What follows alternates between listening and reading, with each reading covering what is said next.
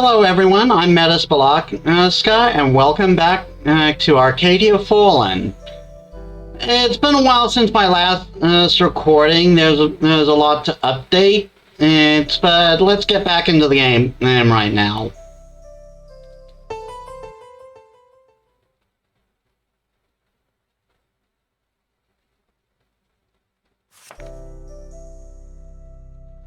Okay, so it's been a while since my last recording, so I should make some update. It's for one, the graphics card that I ordered that has come in along with the pop filter I ordered with it. I need another component for the graphics card to work, but I've got the pop filter all set up, and I'm hoping you can hear the difference. And so yeah, some interesting things going on in the world. Well, the most notably for certain fans is the Shethoseki in Japan and split in half. And if you know your Japanese folklore, you will know that's where the nine-tailed fox yokai Tamamo no Mai was supposed to be sealed. So there's a bit of a Tamamo mania going around, and I'm a bit swept up on it.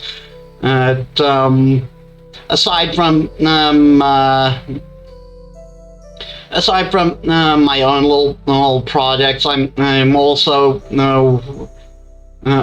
like putting together my own story with Tamamo no Mai. It's been a while, and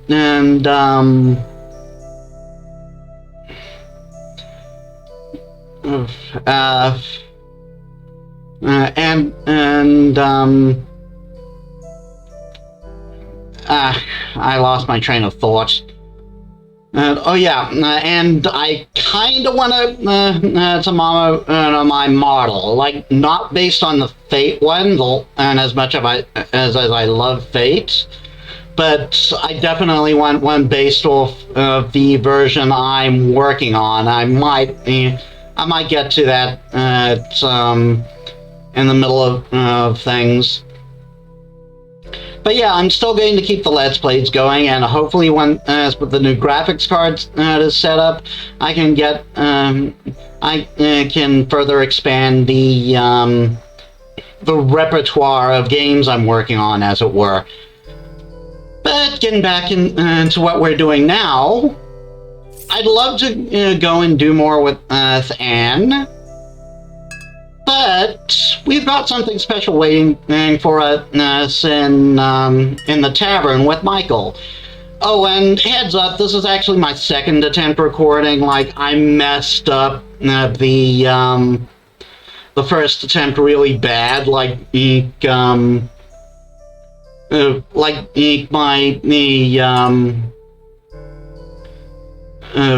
My recording wasn't capturing the game audio for some weird reason, and actually not for some weird reason. I know exactly the reason. It's because I forgot to compensate, because I changed my setup so I don't have to keep plugging in and unplugging my headphones every time I want to record. Or review my last recordings. So lesson learned. That's something I gotta watch out from now on. I should have tested things earlier, but it's difficult because as we've been going through load shedding this past week, and everyone who's from where I come from know exactly what I'm talking about. It's been a colossal pain, especially since we're the only ones, especially since we only have one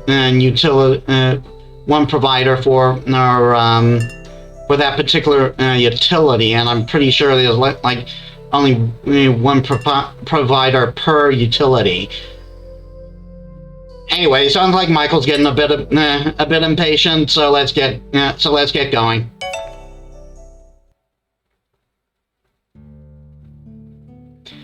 In the evening, you and Mime make your way to the tavern to hunt down information from Michael. You find the mage sitting alone at a table in the corner. I am going to try and make the same choices as that I did the first attempt, but I don't. But I might not always remember what choices I made, and that my memory's weird like that. But moving on.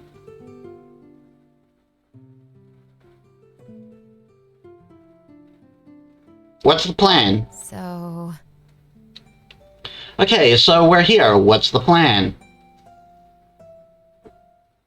Some hydrate. I've got water with me. Talking really dries my throat. It's quite simple and mostly involves sitting and waiting. Many of the town's residents frequent this place after hours to complain and drink their sorrows away. Yeah, common thing. Taverns and bars and stories are generally good places to get information. I don't know if it's like a common thing in actual investigations and stuff, but I think bars have been frequent on occasion and in actual investigations, I think, and at least is when certain suspects are concerned. Anyway, it does seem kind of crowded in here. I've noticed those working for this Goldner fellow seem to have more quarrels to drink away than others. So let's try listen in, see if we can learn a thing or two. Big surprise, right? Like you're working for an asshole like Goldner. You're going to have a lot of troubles to drink away.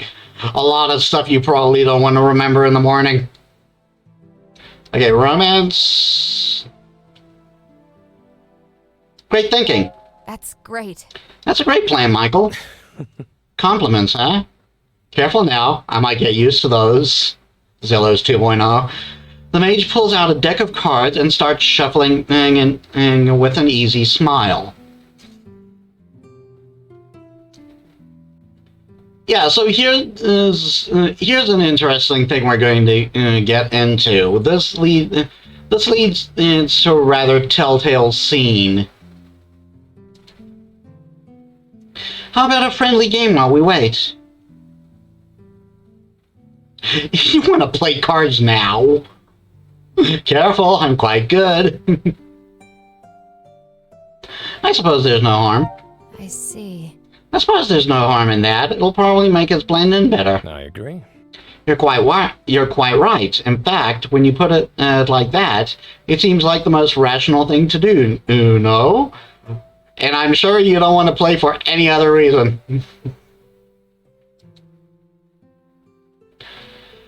For the sake of our mission,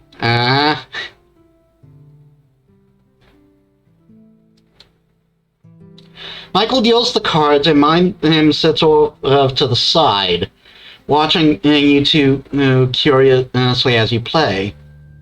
As the light dims outside, more and more patrons make their way into the tavern, but none seem to be Goldner's men so far. You put down your first card, and Mime leans over over your shoulder to get a good look. How pretty! Oh, my baby. Are all the cards painted like this? Indeed, I got this deck from an artist, an erudite, says a reward for... Well, that's another story entirely. What did you do? No, seriously, what did you do? You're Zealous 2.0, you can't possibly have done nothing. They're quite spectacular, and I especially like the careful attention to the symbolic meaning behind each card.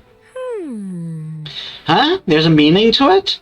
Isn't it just a picture of a coin? Yeah, the pack of cards we're playing with are tarot. The fact that the picture is of a coin should tell you that clearly. It's tarot cards, which in fact I believe modern playing cards actually come from. Like I believe spades used to be swords, clubs used to be wands, diamonds I think used to be coins. And I can't remember the other one. I think hearts was cups. Oh yeah, the other one, the other suit of the tarot was cups. Yeah, that's right. Let's see. Once upon a time, humans believed cards like these held magical properties. Yeah, so tarot. They would read the meaning behind the cards and take it as a sign of divination. Such things are illegal now, of course, so the symbols that were once commonly known are now largely forgotten. Just one more thing the Empire has destroyed. Yeah, it's interesting, yeah, and when you even look at our own history, how many symbols have actually changed? Like, there are many symbols that were associated with fertility and life are actually now associated with evil. In fact, even black, considered the color of death, was actually considered the color of life by ancient Egyptians because of soil that would wash up from the Nile.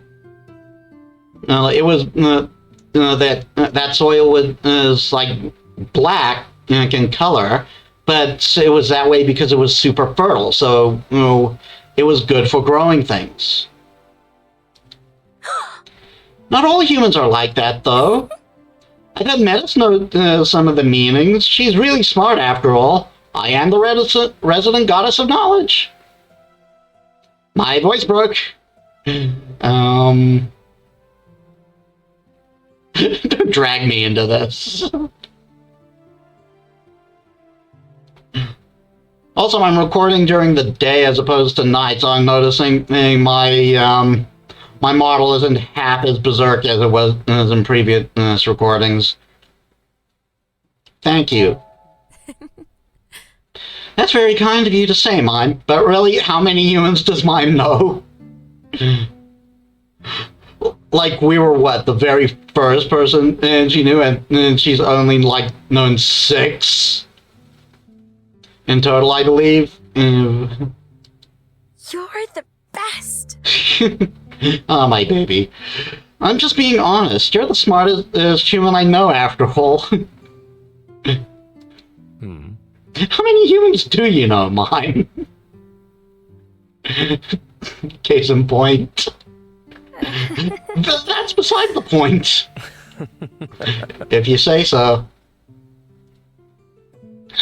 I'm curious now, though. Metis has been quite adept at subverting my expectations, and also cracking her voice like hell. I wonder just how much of the old meanings have survived. Challenge accepted. Sorry. Would you care to put it to the test? Oh yeah, I remember what they did here. This gets good. Is there a prize if I get it right? I wonder. That depends. Is there a prize if I pass? Oh, really? That is an excellent point. Why don't we make it interesting? If we win this game, I'll tell you a secret of mine. Zelos 2.0 telling a secret? Perish the thought. Curiosity is a great motivator, no?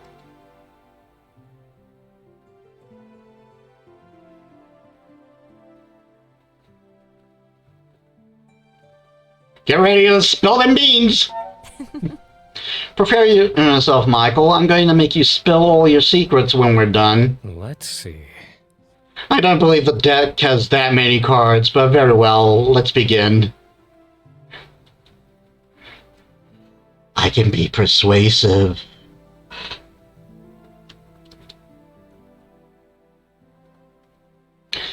Why don't we start with the card that drew our dear mime's attention? The coin, a card most associated with wealth, but do you perhaps know its original meaning? Wealth, gold, trust. Now, this is obviously, I originally thought this was a trick question, but this is rather obvious, because he just blatantly told us that he just blatantly told us it wasn't wealth. And by the definition, it can't be gold either. And I did look at this up. This is true of our tarot too. It's actually trust. I wonder. The meaning is trust. A coin is worthless if no one trusts in its value. And that is actually true. Like, money has value because we give it value. Like, at the end of the day, those are just shards of metal and paper with ink on it. If we just all one day decided money had no value, then it would become worthless.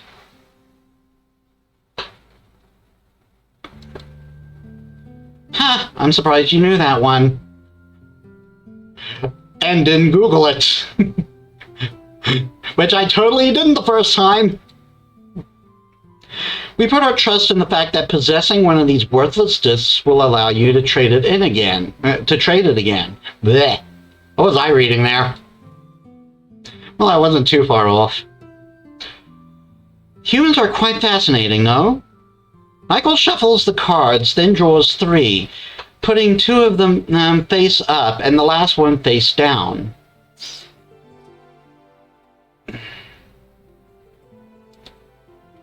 The bird gods. I believe you are familiar with the first 2. The sparrow, the patron of heroes' tales, and the raven, and the harbinger of death. And I believe this actually shows in our own stories too. Like,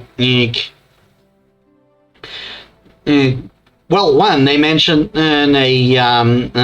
they mention the Sparrow's Inn, and that it's something that exists in, and that's something that exists in Japanese folklore. In fact, the beginning of this year, Fate Grand Order did a rerun of the event that surrounded that.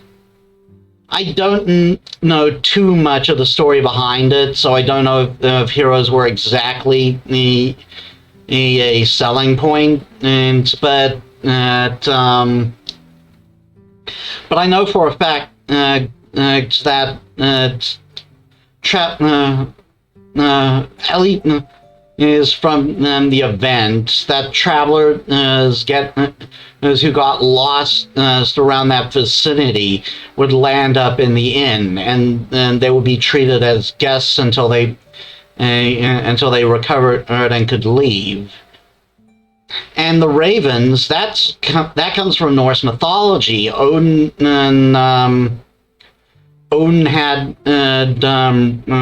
had ravens as his servants, and they'd become a symbol of death because of it. It's like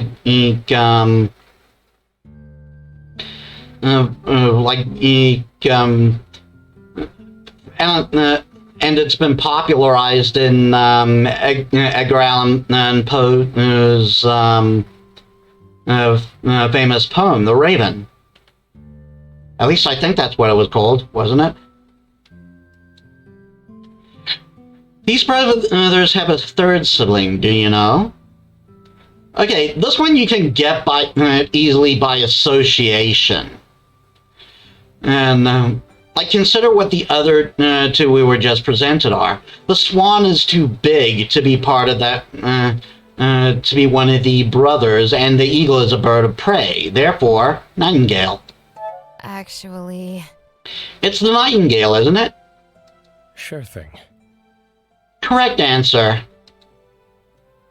For someone who isn't supposed to know the old religion, and you are quite good at this. Just checking my audio. I'm very paranoid about that now. The nightingale is my favorite of the bird gods. The patron of storytellers, so feared that even the Empire doesn't dare mess with bards and performers working under under his banner. I'd like to know if that also came from some mythological background, and but yeah, in this world, don't screw with bards. It doesn't lead to good things. Michael deals another hand and hums to himself, picking one card and placing it down face up. How curious. Who... Mine moves to peer over Michael's shoulder. Her golden eyes widen as she takes in the tall humanoid creature with the deer skull for a head. That description seem familiar? We've been having dreams about this guy. Who's this? Now, when you hear deer skull, you'd obviously think you would likely gravitate to death or the King of Nightmares. But remember, we've been dreaming about this guy. It doesn't really pan. Like if he were death, he would appear either as we died or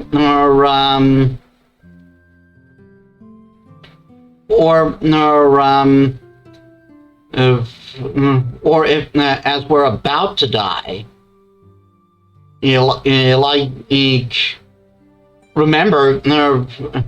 Remember, personifications of death don't kill. They take those who, they come to collect those who have died.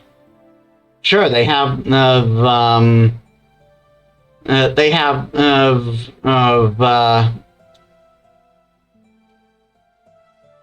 what's the word I'm looking for?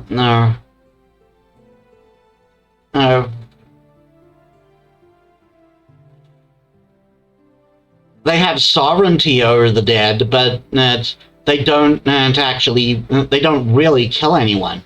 And the King of Nightmares also doesn't pan out because, let's think about it. Other than seeing this dude, nothing's really happened. And in the moments we've dreamed about him. But what so what do we have left? This would also make sense because I believe like Celtic shaman would wear headdresses with deer antlers, I believe. I don't know if skulls were a part of the whole thing. But or am I thinking Vikings? Or rather, the North. It was some kind of priest equivalent. So the father of the forest. So... He's the father of the forest. One of the gods of the old religion. Well, I'll be damned. That's right. Despite his frightening appearance, it is said that he is a gentle god. Yeah, so him appearing before us is not a bad thing. Like, either he has taken an interest in us, or he is there is someone close to us that he is watching. I wonder who that could be.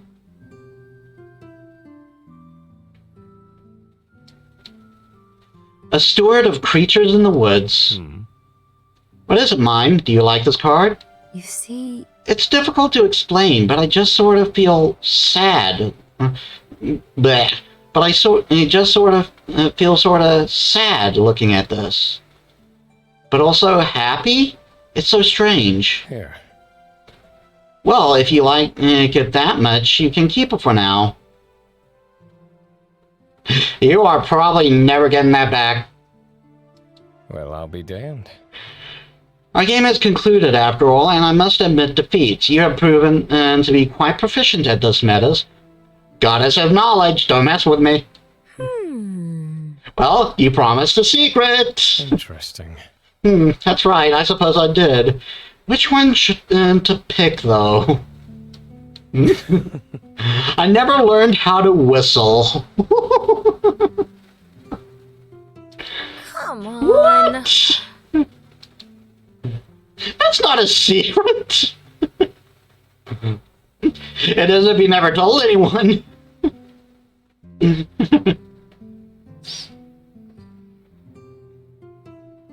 Real talk, though, I can't whistle properly either. Like, I can whistle, no, but I learned a very different method for doing it, and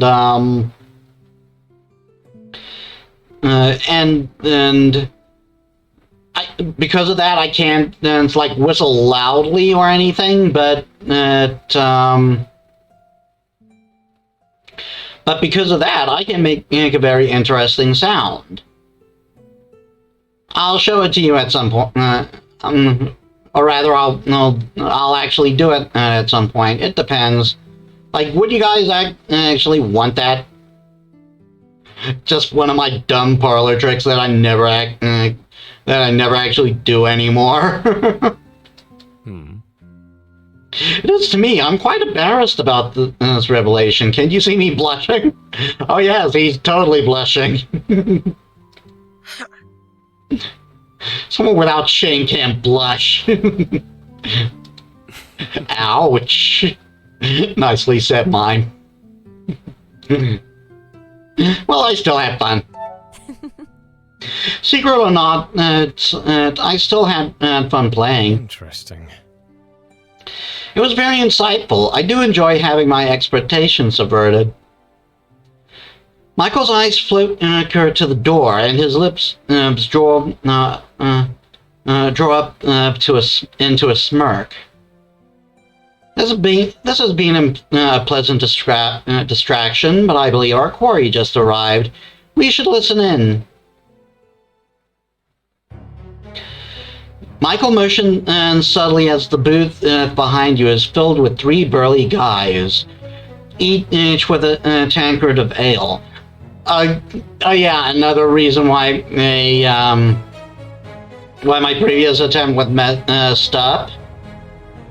For some reason, my OBS setting in the sound mixer like reset. So I had to, so the music was too loud and I could barely hear myself talk.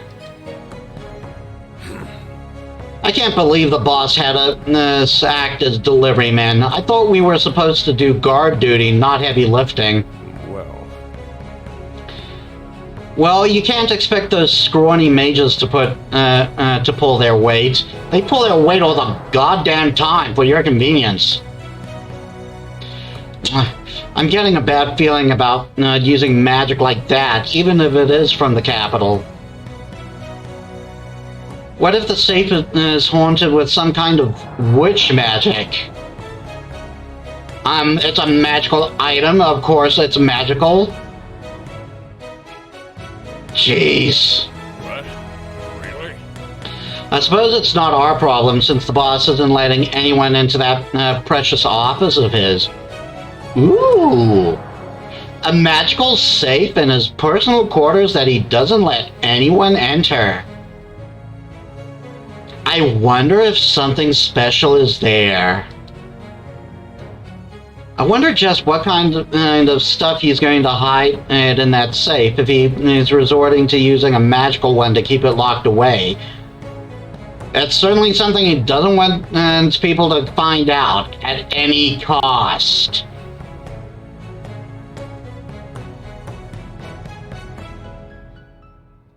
I wonder if it's something we plan to steal. Watch your mouth. Hey there, buddy. Let me give you some advice as your elder and all. You want to keep working for Goldner? You stop asking stupid questions like that. Also, you're older? You all look exactly the same age. In fact, you look like you could be brothers. We guard the place, and it's no one's business what he's hiding in there. Understand? I understand. Michael empties his glass of wine with a sly smirk. How curious. Seems like our evening has concluded. Let us return home, shall we? Yes, let's. You leave the tavern. The cold air is a stark contrast to the toasty bar, and you shiver. Well done! So Goldner is hiding something. It seems as off as is the place for us to go. Interesting. That would appear to be the case, but he recently installed some magic safe from the capital. He must recognize the value of the artifact he stole from Caden. This could be trouble, but at least as now we know, so we can prepare. Well, isn't this neat? All in all, I say this little excursion of ours was very fruitful. Wasn't it just? Romance. Without the spying, it was almost a date. I suppose it went okay. This was fun.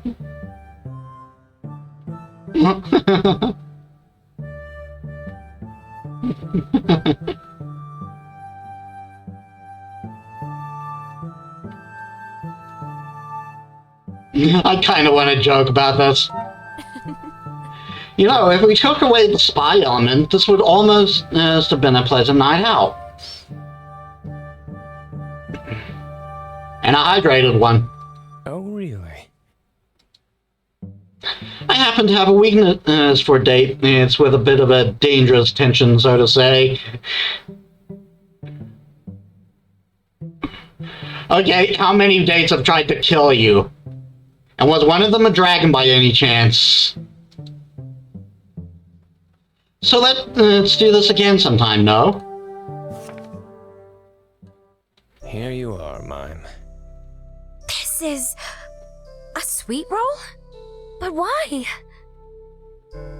I noticed you were shooting the baking stall longing glances earlier.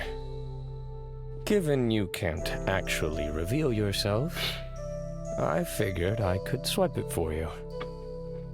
Thank you so much. You're so kind. Wait, you did pay for this, right? Well, you can't expect me to do more than one good deed in a day, can you? Michael? So there you go. Michael takes doing good. Takes the one good deed a day so seriously he refuses to do more than one. Zelos 2.0. I may have missed the story beat. I think I always did this first. But yeah, let's check out Caden. Check in on Caden.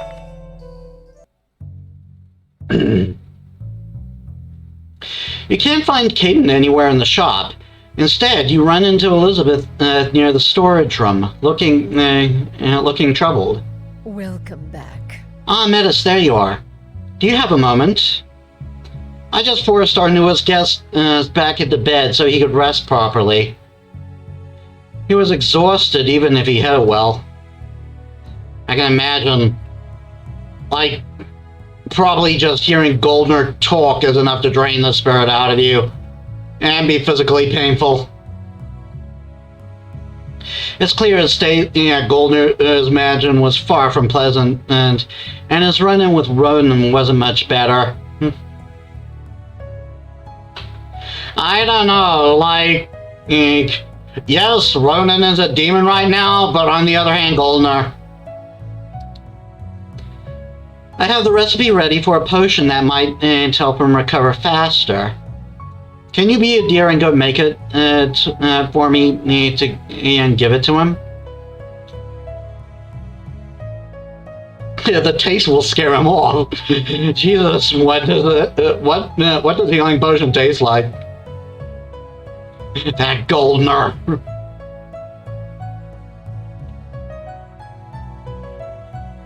I would probably get pissed, but we're going to do a good thing here. That's in the past. We're doing it. We're doing it. Of course. I'll do it. Of course, I'll do it right away. Thank you, dear. I've written down the recipe here. Yes, so we're making a healing potion. A great potion for healing bruises and burns. Tastes like feet, though. How do you find that out? Like, how would you exactly know what feet tastes like? Whoever wrote this may have had some weird hobbies.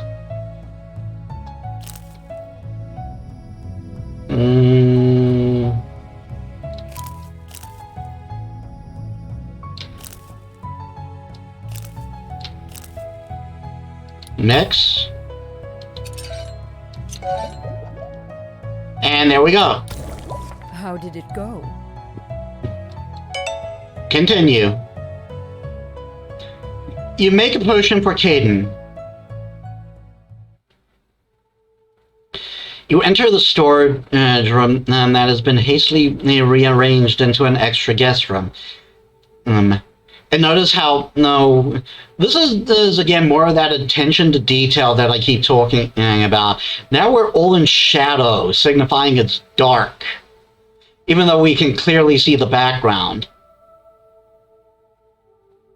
Just little touches like that. Like, it's not really needed, but it's just nice that it's there. There are no windows and walls. There are no windows, and the walls are lined up with shelves. No windows and no walls. Oh, goodness. What was I reading? It's so easy to make out the glowing lines of Caden's arm in the dark. Yeah, and that's a cool detail. No, right there. You can see the glow of the markings. I love that. The cot that he's sleeping in is a far cry from a proper bed. But by the look of it, he's snoring away quietly. It's miles better than whatever conditions Golden was keeping him in. I can imagine. Like, this is just this is better just because Goldner is in it, and that's not even the only reason.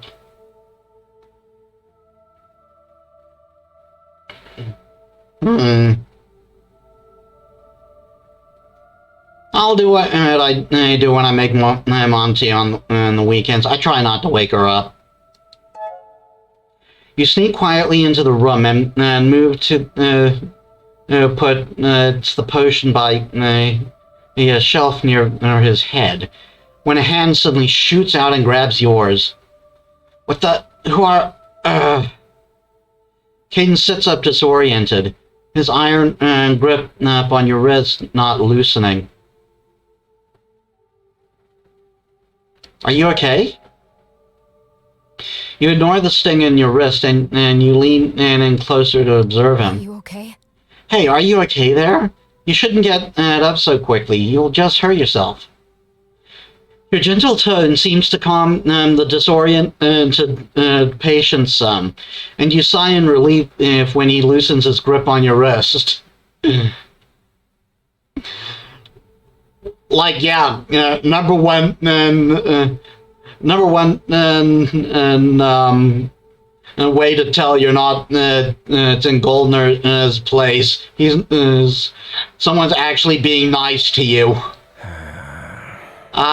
My apologies. I didn't see you come in while you were sleeping, so it would have been kind of amazing if you did.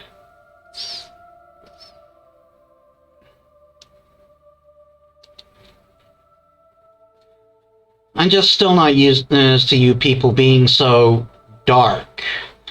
Yeah, remember, he's not an oddity. He's not some mutated person or someone changed through some sort of magic, like what's his name in Slayer? Zelgadis, I believe his name was? Yeah, that guy. The half golem guy. The chimera guy, I mean. And yeah, he's not made using any sort of experimentation. This is just what his people look like. And that's a cool detail, I think. Because he's grown up in such a different environment that everything here is so new.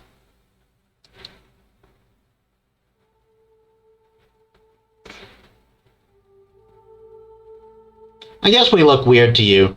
I'm not gonna joke, that would be kind of mean even if lighthearted. Huh?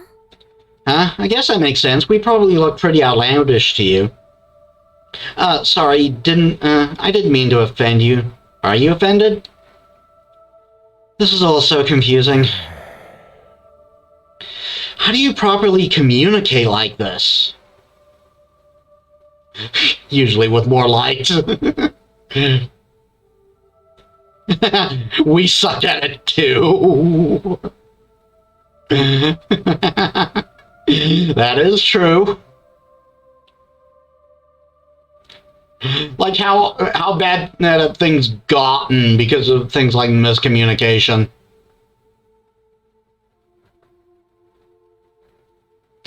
Usually with more light.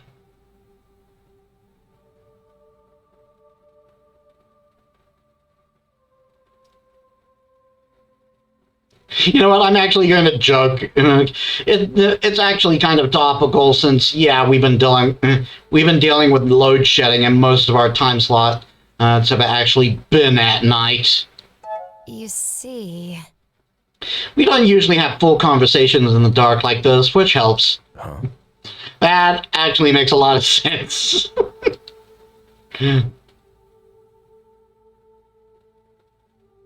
We're not gonna give him the potion yet. Questions! We need the lore! So how are you doing, Caden? You look a bit... rough. I'll be fine. You don't have to worry. I refuse to slow down our mission.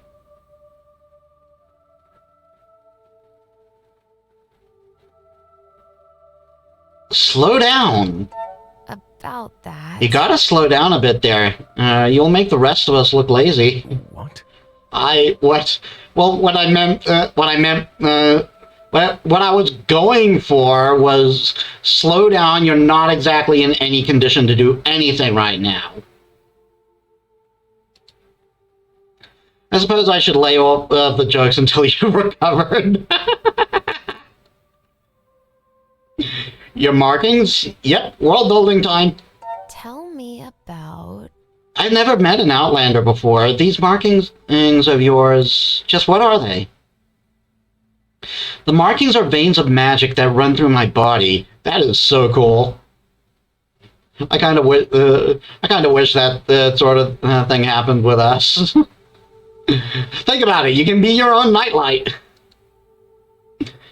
My people are born with them. They are natural to me as your face is to you. Yeah, so like a bit of a zebra situation. Like His markings are unique to him, even though all of his people have it. Magic? Really? Wait, they're magic? Does that mean you're a mage? Well, I've never studied the art of magic, but all Outlanders are capable of using it to some extent. I want in. Like the ritual well, no reason to dwell on that. Communication? What do you mean? You mentioned that I was difficult to understand because I don't have markings. How does that work exactly? Do you talk with your markings? how does this... Yeah, it's a bit difficult to explain. The magic in our skin reacts to bursts of emotion. Some might be able to stifle the reaction, but to most, it's an automatic response beyond our control. Yeah, so this is kind of like a chameleon situation.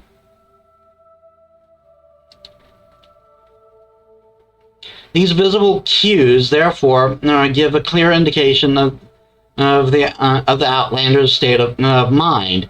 We use them to read each other, especially in the dark, where body language is not available. Yeah, and remember, these guys live in perpetual darkness, so this is this is probably like one of the few ways they do read expressions.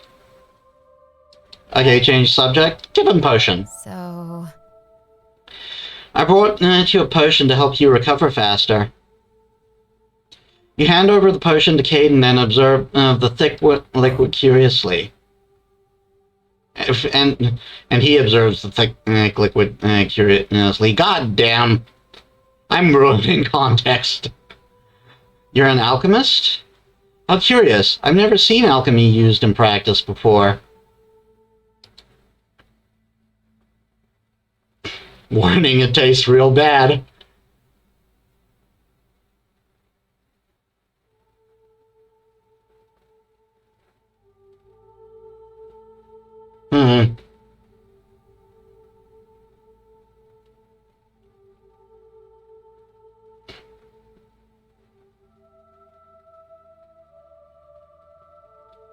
Elizabeth knows what she's doing. See. Elizabeth is the mastermind behind this particular recipe. It is very effective, but the taste may leave something to be desired. Like certain rations in FGO. You know what I'm talking about? People who played that. Hayden pauses in his uncorking of the bottle. How curious. I see. From what I've seen of the Master Alchemist, she appears to be a formidable woman. To get such high praise from her pupil, she must be a great teacher as well. Well, once you've seen her angry...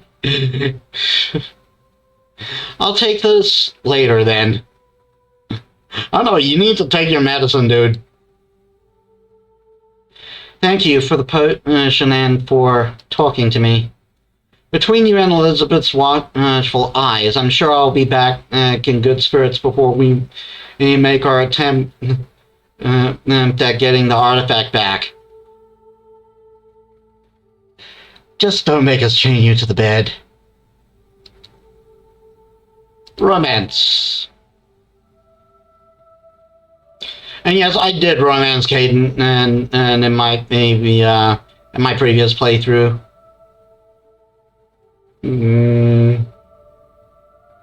Anytime. Let's be a little flirtatious. You step closer to the Outlander and give him a cheeky smile.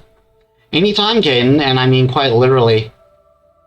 You wink and the Outlander seems to be taken aback. His marking is turning a bit warmer. I believe this happens with every romantic reaction, and with Caden. I love that it's in response to a flirt. But yeah, this is what Caden looks like blushing. It's cute. Well... You laugh at Molsov of leaving him to rest. So, you really are a hunter, huh? Former hunter. But yes. What about it? What was it like? Did you save a lot of people? What is the biggest demon you've ever fought? You are oddly excited about this. Why wouldn't I be? Hunters are the keepers of balance in this world. The sword that shields us from untamed magic and demons. You shouldn't put such faith in fairy tales, Anne. Hey, wait! What did she mean by that? That's an interesting insight.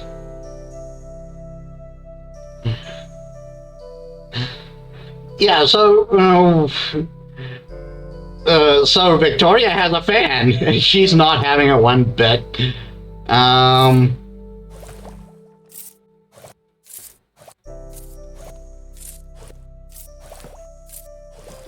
I believe that story beat is right before we go for Goldeners. So we're going to Anne. Oh, we can look for Quinn too. Let's go to Quinn and then go to Anne.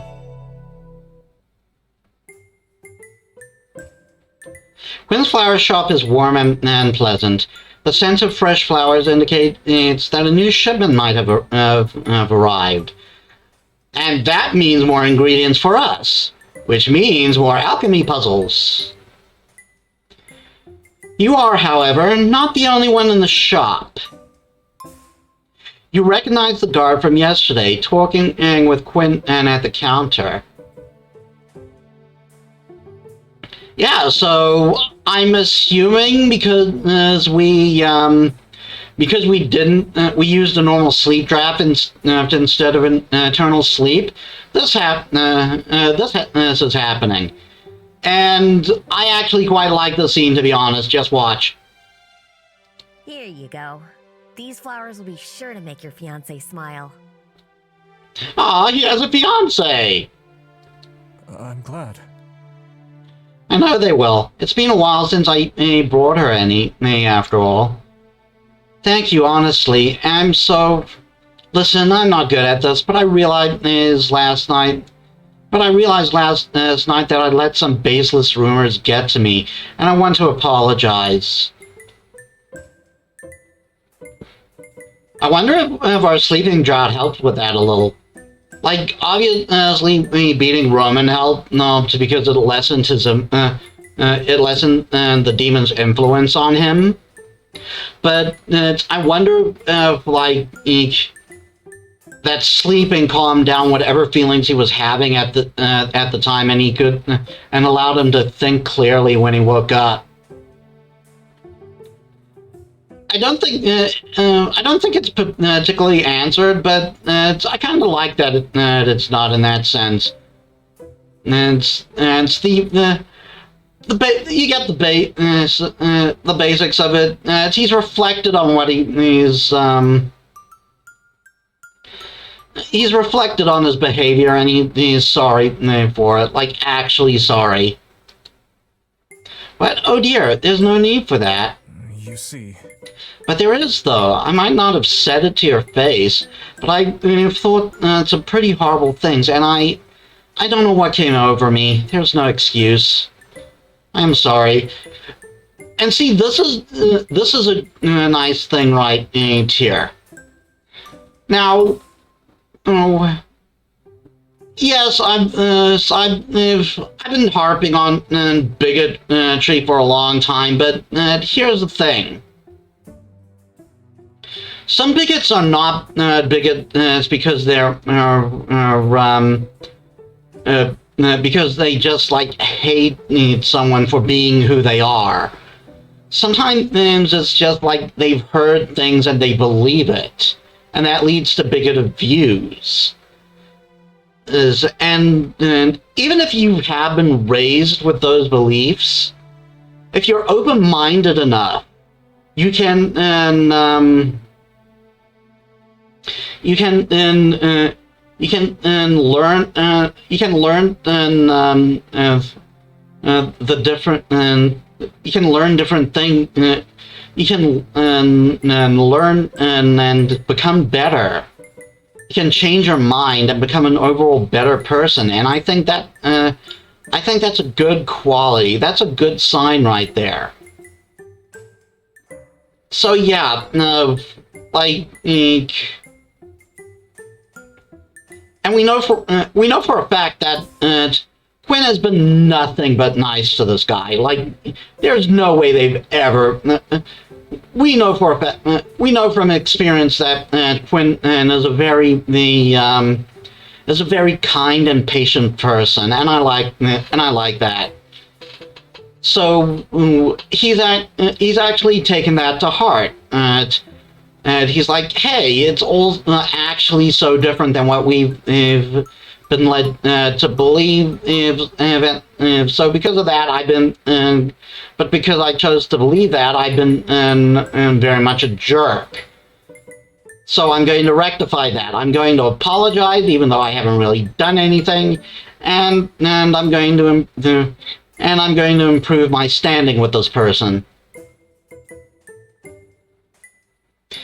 And who knows? Maybe this will lead to a beautiful friendship, and then maybe even be a start to a better society. Thank you. Thank you. I accept your apology. Thank you. Well, I'll be off. Time to present these to Louise. Have a nice day. The man walks past you, giving you a pleasant smile before he leaves. Ah, we did a good thing. It didn't look like he recognized you at all. About that. It's probably because we defeated Ronan yesterday. By weakening the host demon, he probably lost his influence over that guy, and he returned to normal, just like those people during the fire. Yeah, but which is very much it's the case.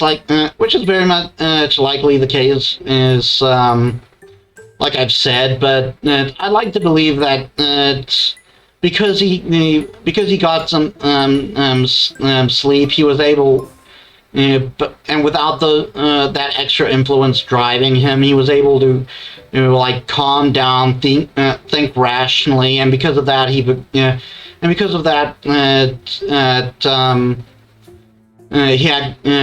had a clearer understanding of things and became a better person because of it.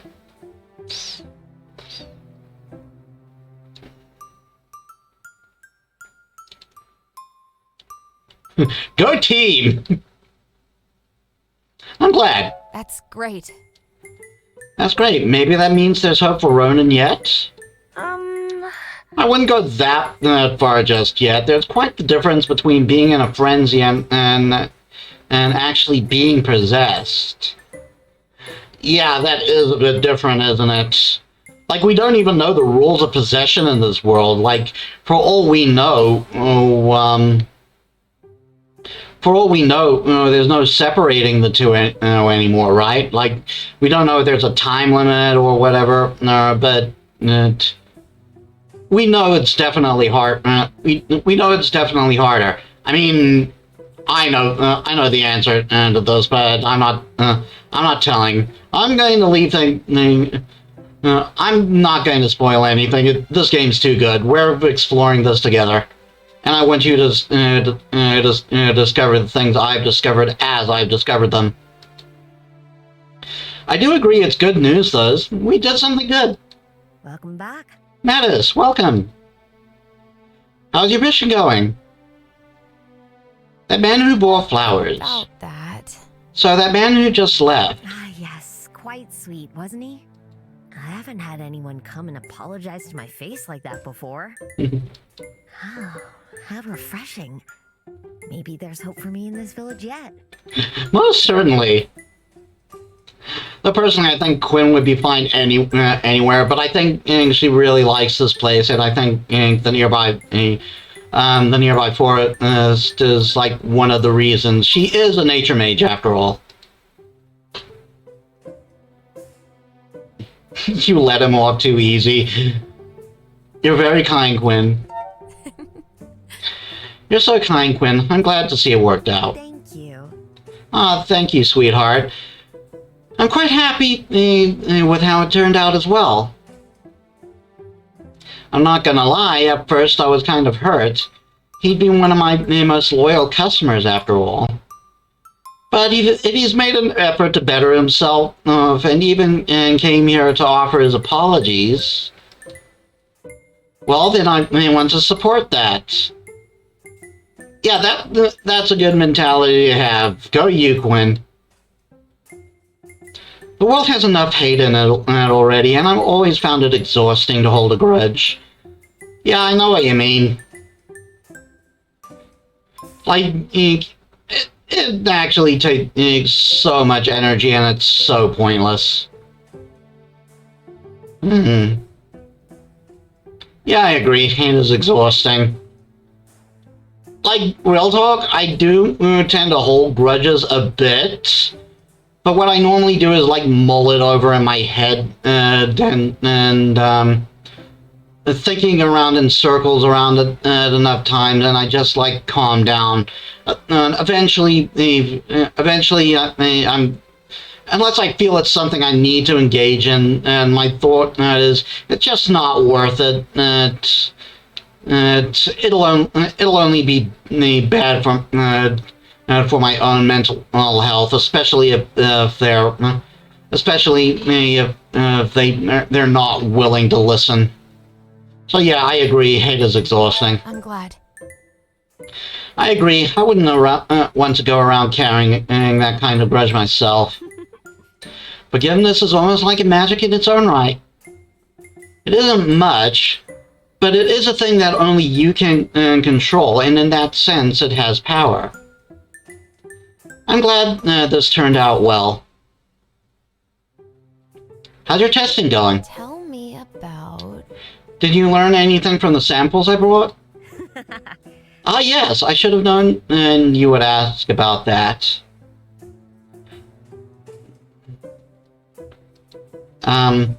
The answer is both yes and no. What? I'm confident after communing with the soil that it was no fire. Yeah, that definitely seems to be the case on our end. There were no, like, scorch marks or anything. The branches told me no disease had killed them either. So that's interesting. What could have happened? It is quite strange. As if the very life was drawn out, as if the very life of them was drawn out in an instant. Bleh. They felt no pain, no fear. One moment they were living, and the next they were not. Like, just hearing that is terrifying, but it's if you look at it from their perspective of like, if you don't feel any pain or suffering, it's not a bad way to go.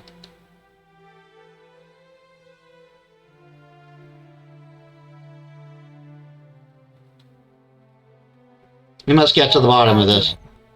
We have to find out what happened. I'm sure it's connected to the demons and everything else going on. So that's how it is. It does seem to be connected. Such powerful magic doesn't just show up out of nowhere uninvited, after all. It is definitely not anything that would ever be proven, that would ever be approved at the Academy. But that is all I can say for now. I hope it proves helpful. Time to leave. I'll be off then. That's all I need for now. I'll see you later, Quinn. Take care. You're always welcome, Metis. Take care. So, how is freedom treating you, my friend? Better than the chains, for sure. but it's still rather stifling. Getting tired of hiding in the shadows, are we? It can't be helped. If I act carelessly and am discovered again. Discovered being the key word here. You know, I do happen to have quite a bit of experience with hiding in plain sight. I believe it's a little easier for you to blend in. Have you seen my clothes? I think I can work around a bit of glowing skin. Victoria is not going to approve. I again will refer back to the word discovered. But of course, if you are not curious about how the town looks from outside this little shop. Okay. Let's go. Are you going to try to get in the cross dress? Did you do that with another team? Like, you obviously got to do makeup. I mean, and he does stick out like a sore thumb otherwise.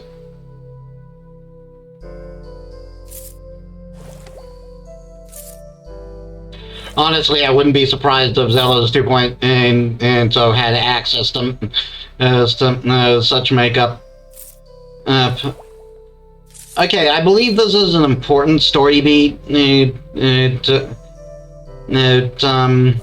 coming in. Or is that another talk to Caden thing? I don't remember, because the thing's on Caden.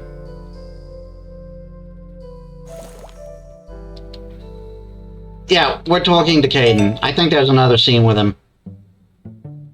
Yep, this is totally different. You find Caden standing by the window in the shop, looking out at the people walking past. Has the taste of feet gone yet?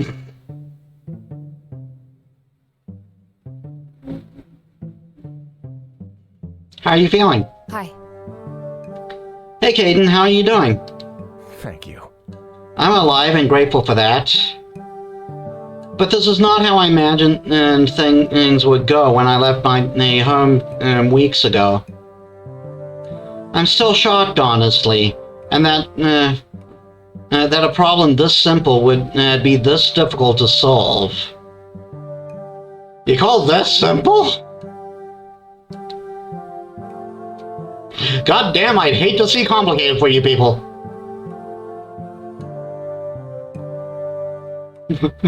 That's humanity for us, for you.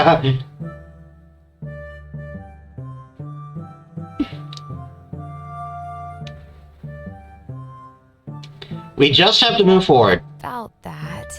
Things might look bleak now, but we're not going to fix things by sitting idly by. We can only work hard and try to change things. Thank you. I think I needed to hear that, and you are right. Caden returns his gaze to the outside, lightly reaching up to tap his fingers against the glass. Spent the entirety of my life in my home in the mountains. I've read about the sky and sun, about clouds and stars. They are even more impressive in person than I could have ever imagined. The first time I saw the sky, I almost felt like it would swallow me whole. However, you humans do not seem to care for it. No one barely gives it a glance, and you all hide away in these houses with brick and glass obscuring its beauty. Why? Well, when you see it every day, it's not that special, but there are people who like to look at the sky.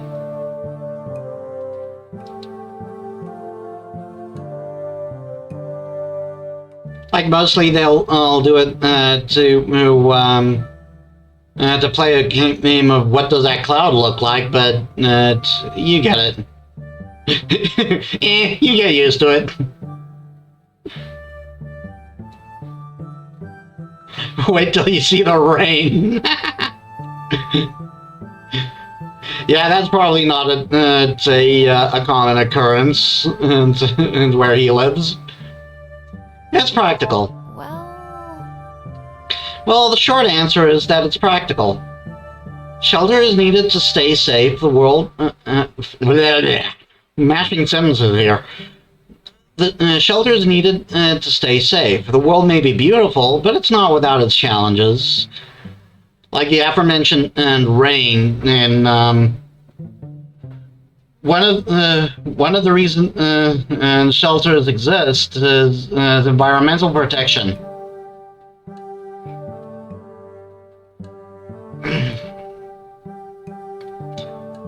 Like keeps us dry when it rains and stuff like that.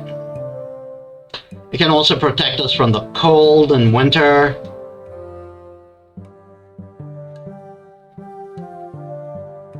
Or in my case, it likes to boil me alive in the summer.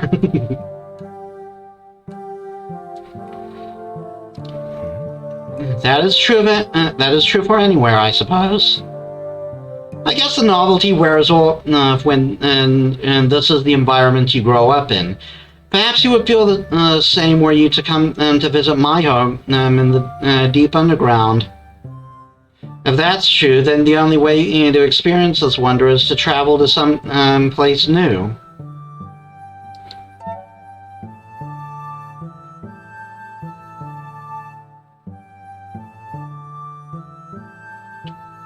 That an invitation? I wonder. Is that an invitation? You should know that if I come visit your home, I expect a grand tour. If we succeed at this mission, then I'll owe you much more than a tour of my home. Let's hope we get the chance. I'll be looking forward to it. And now we get some world building here. Let's learn about his people. Tell me about... Could you tell me about the Outlands? No. Well, first of all, we don't call them the Outland. We don't call them the Outlands, much like we don't call ourselves Outlanders. Yeah, like that would be unusual.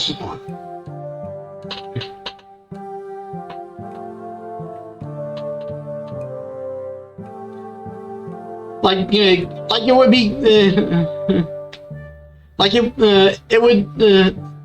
it's basically like calling someone a foreigner. They wouldn't consider themselves foreigners, although that's probably a very bad example.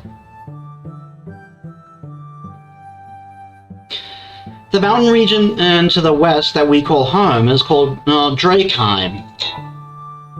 God damn it! Sorry, let me just.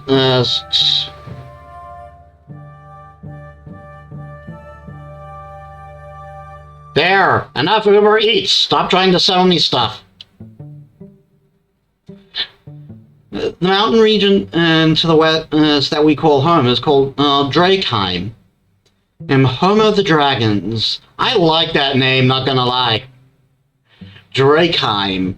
It definitely sounds like something that would be in Norse mythology, like for those of you who know your mythology, Helheim, Muspelheim, Niflheim. I forget the other Heims. Like Asgard and Midgard are the only exceptions to the rule, I believe. I think Yggdrasil connects to like 9 worlds, if I remember the information correctly. But this is very old information. Actually, now that I mentioned that, I completely forgot to mention this at the beginning of my session.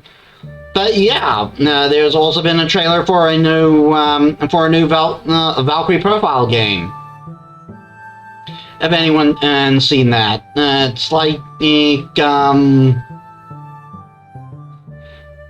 apparently it's getting some negative reception, and I can kind of see why. It looks very different. It looks and feels kind of different from the previous games in the series, at least those I played. And like, I played Valkyrie Profile 1 and 2. I haven't played the DS game. I don't have a DS. But and this does feel like a very different beast. Like, Valkyrie Profile 1 was more action RPG, like combining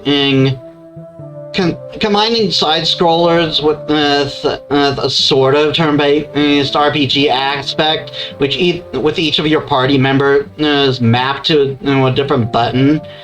And then Valkyrie Profile 2, like, enhanced the battle formula a little bit by making it a bit by adding a bit of a tactical element into it. And this seems very much more action RPG orientated. But here's the thing: I'm going to hold out my opinions until I actually can gauge the game myself.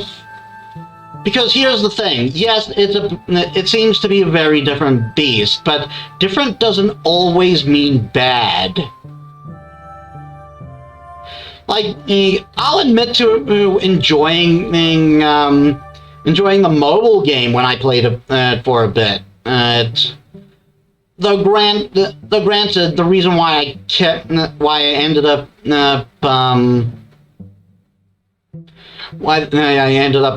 quitting that game was the disconnect between the lore and between the story and the gameplay. Like, eventually it felt like nothing was connected. Like, the dungeon was just there just to be there. Which kind of put me off from playing the rest. But I liked the designs. I liked where the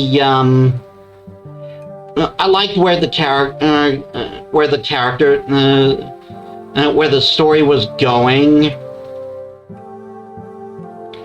But here's the thing with this new game. What I'm more interested in, on the whole, is how are they going to implement Einherjar?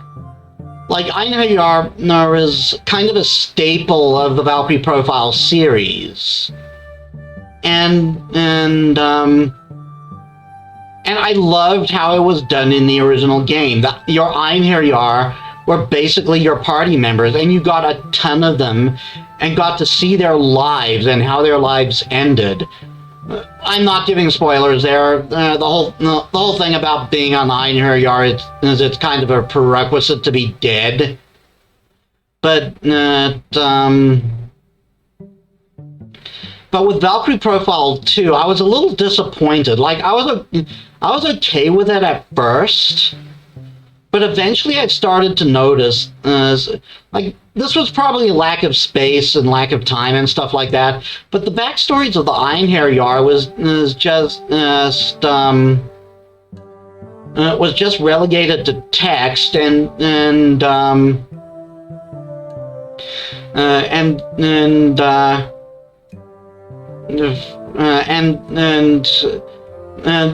the end, there were a lot of similarities between them. Like, sword masters fought all the same, mages fought all the same, archers fought all the same. Like, the only real differences in animation and even in your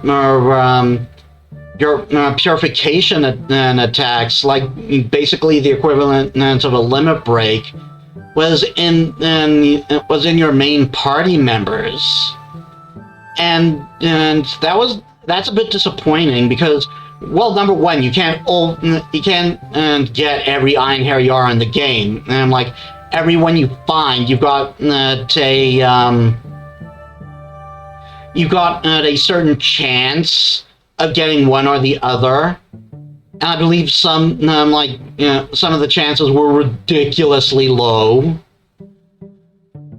But others were like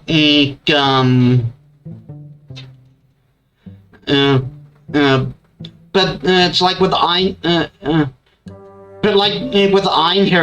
or in that game, they were pretty much relegated to being like extra teammates in case you needed a spot filled. Like, they were kind of worth training up because you could release them and they would give you stuff upon release, and I believe that depended on their level. But to me, Valkyrie Profile 1 just felt like the definitive Valkyrie game, because the whole idea was you running around Midgard finding Einherjar to prepare for the apocalypse. For Ragnarok. Bleh. Why do I say apocalypse? It's kind of the same thing, but at the same time not.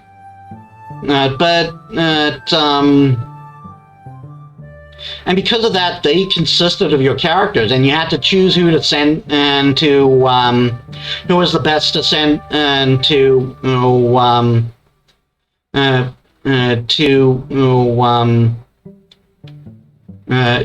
Asgard, and to see how that. And then that would be one of the ways you had to avoid getting a bad end. Though the true end was like a mess of complicated stuff you had to do in the end. And like, I could never do that. I could never get the true ending without without some guide or something. And I'd never be able to remember anything. But with Valkyrie Profile 2, they were just like, you just had your regular party members, and Einherjar were just replacements in case you didn't have them. Like, particularly in one point of the game. Though that did make sense considering the circumstances were very different. And I'm very interested in finding out how it would be implemented here, and where you'd actually go. And what I want to find out most is who was the main character there. Like, no, really, I want to find out who that was. Like, technically, Hild should have had a game now, but that ended up. That obviously didn't pan out because you saw Hild in the trailer. I don't think it's Selmaria, because she fights very differently. Although her hair is blonde. And it's definitely not Lenneth, because Lenneth has blue hair. So my thought is, this is either a very different Selmaria, or somehow Alicia from Valkyrie Profile 2 was reborn as Valkyrie. I don't know, something going on there. Anyway, back to the story. Yeah, Drakeheim. Let's go. I rambled enough. My people are the Ajoma, and we call your people the Dags. I like that name, the Ajoma. Like, it does kind of sound like Ojama, those little whatchamacallits from Yu-Gi-Oh! GX. But I like it, Ijoma. And I do like, and I do kind of like that the term Dags in the end isn't to slur, it's just what he calls us. We are a reserved people, proud, rarely straying from the mountains we call home. I tried to change the context again. There's no need to. The ground beneath the mountains is rich. We sometimes trade with the dags in the plains, but only rarely does anyone other than the night walkers leave our home for the outside.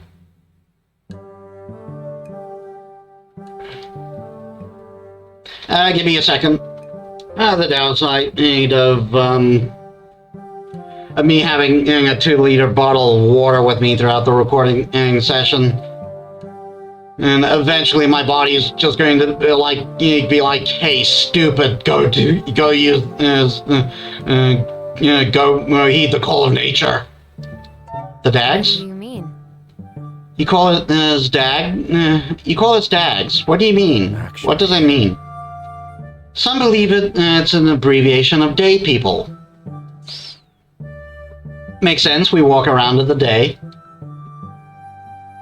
The Ajoma are the light people, and the Himin up north are the sky people.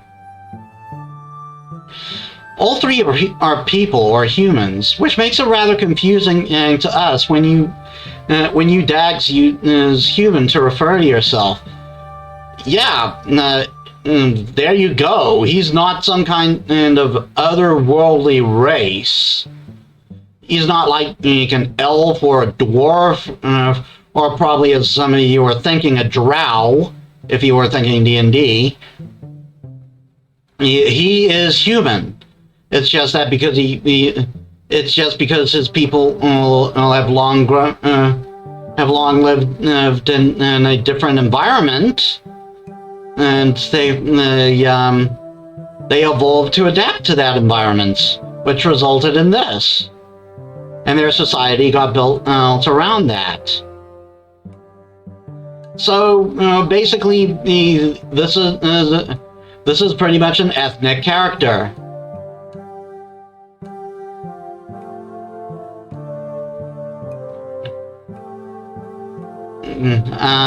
Where was I?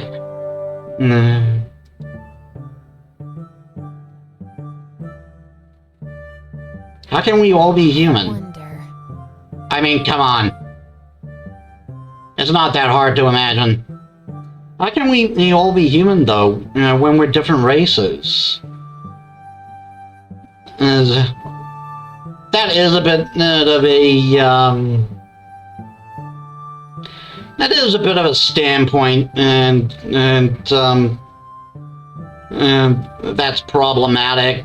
Like, you know what I mean. This is like the racist standpoint, and it's like, we're so different from each other. How can they be human?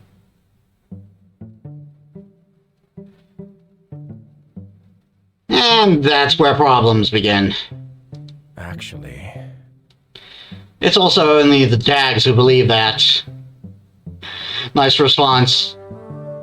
Both the Ajoma and the Himin hold record that our three people were once the same, the humans. Though that was a long time ago. Yeah, and isn't there evidence suggesting that Africa is the cradle of humanity? That the first humans actually came from Africa back when it was one continent and just spread out through that continent. You're pulling my leg, are you? You're not pulling my leg, are you? Does that mean I can glow too?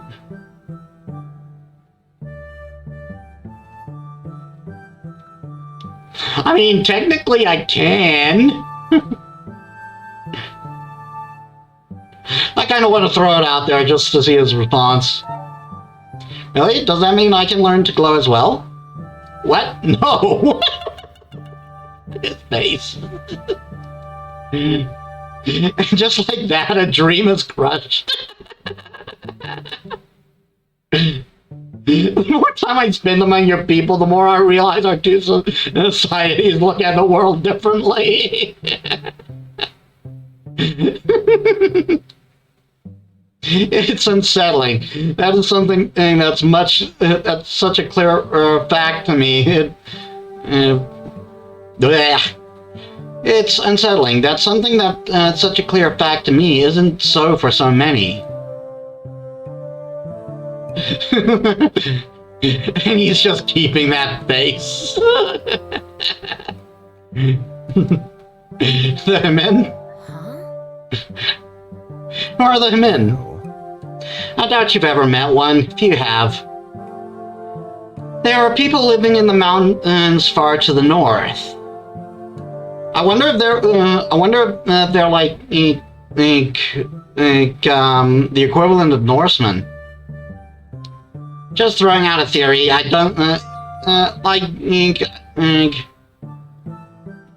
I don't think you ever meet one in this game.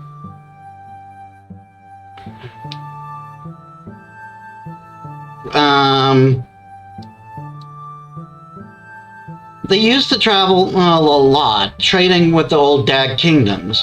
After your empire was formed, however, they retreated to their home and closed their borders. Oh boy. That probably means we did something warranting doing that. I never met one myself, but I've heard they are a free-spirited and proud people.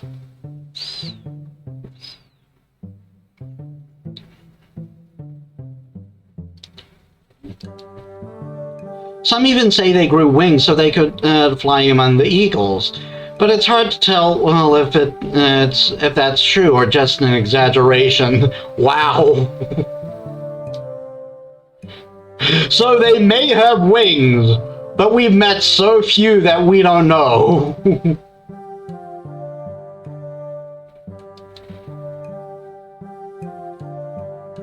Let's talk about something else. Your markings? I have some questions. I'm curious about those markings of yours. I can imagine. What do you wish to know? The colors. So... I'm wondering about the colors. Yours seem to be blue mainly, but sometimes they shift. Is that how it works for all of you? Actually... well, the change happens to all of us, at least those who can't control their emotions. The base colors vary, though. Blue is one of the more common ones. Does the base color mean anything? Huh? Yeah, what I said. Well... Some believe so. There's a prevalent superstition among some of my people that certain skills and personality traits can be attributed to our resting hue. Yeah, kind of like people thinking like extroverts are natural born leaders or something like that. It's not really true, but that's what tends to be what people believe. Those with red hues are more aggressive. Green makes for better leaders. Yellow are lighthearted. That sort of thing.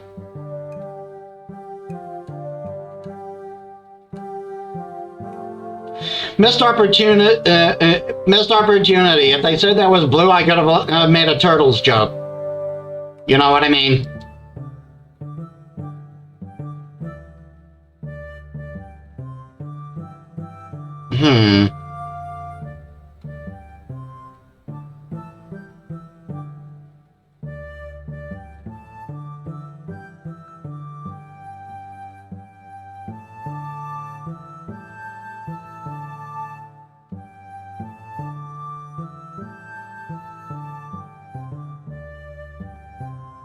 I don't think trying to find out what blue means is what my character would do here. And is it true? What do you believe? Is it true? I believe if you've been told your entire life that you are an angry person, then you're probably going to be angrier. Yeah, sounds right. There are some who benefit from such beliefs. Elders who guide the young based on their hue. Matchmakers who are paid to gouge romantic compatibilities.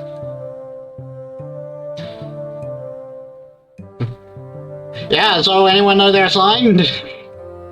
We totally don't do that, right? What's your sign?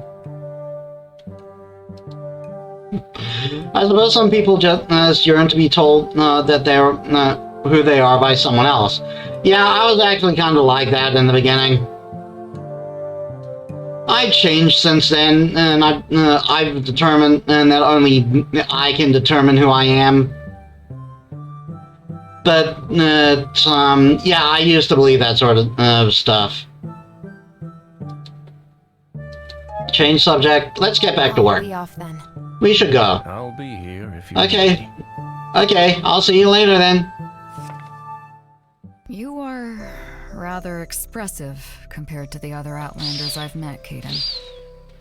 You've dealt with my people before? The Hunters sometimes did business with the Nightwalkers. I've never spent much time with them myself, but even from afar, you get the impression that they're a stoic group. To put it mildly. What was that?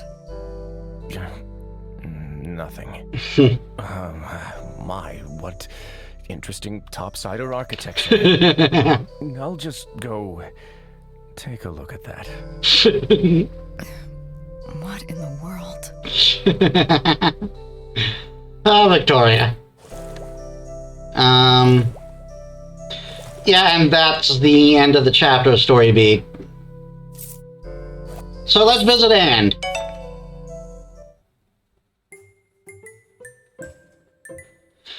Your search for Anne takes you to Quinn's shop, and the florist gives you a friendly smile as you enter.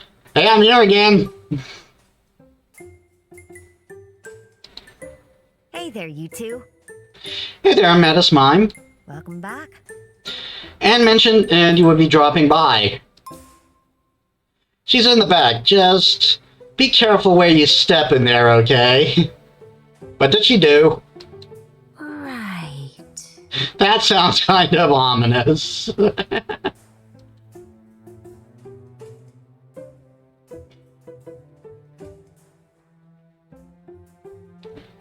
Anne moved in?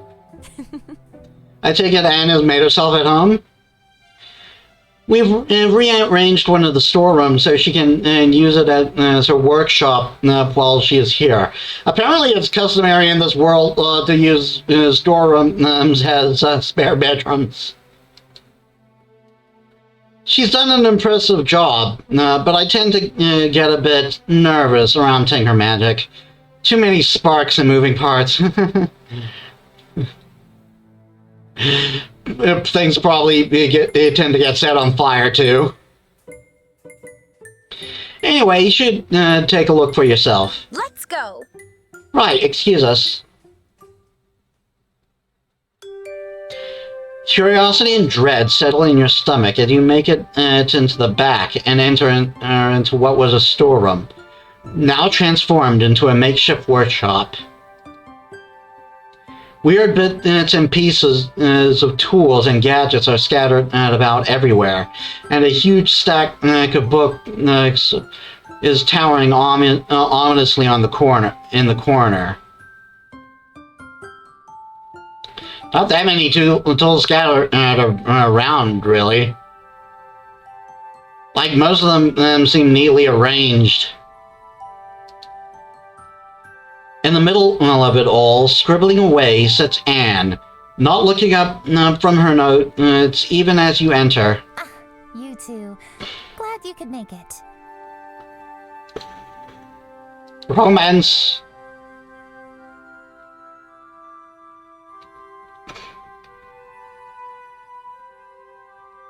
Part of me wants to be this word, I'm not gonna lie.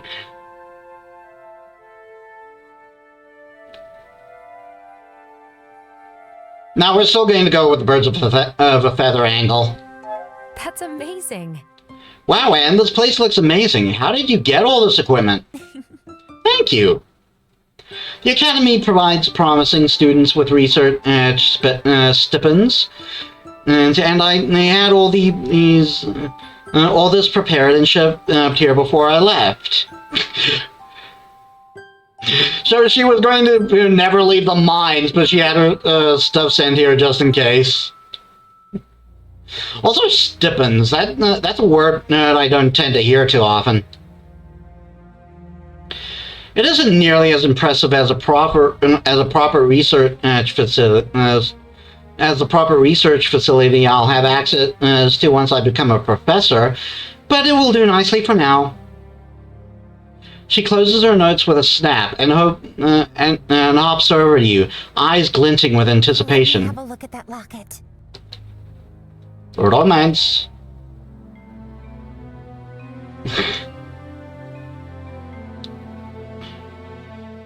Say please. Let's do the science thing.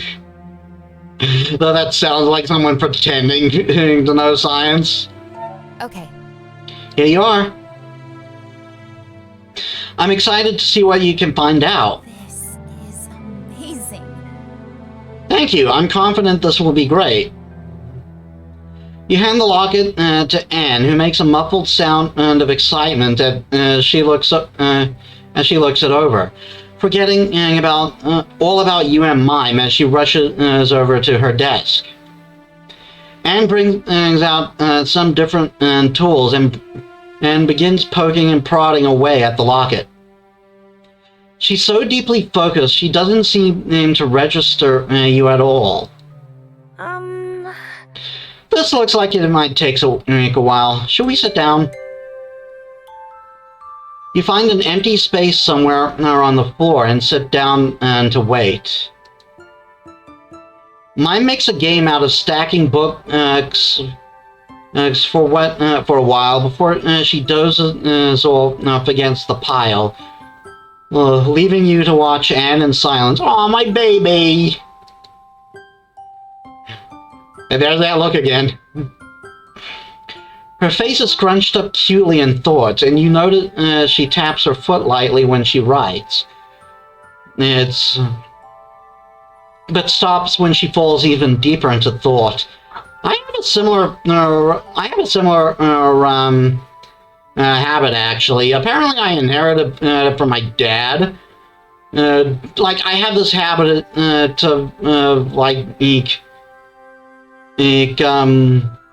shaking my foot a bit when I sit down and I'm being really still.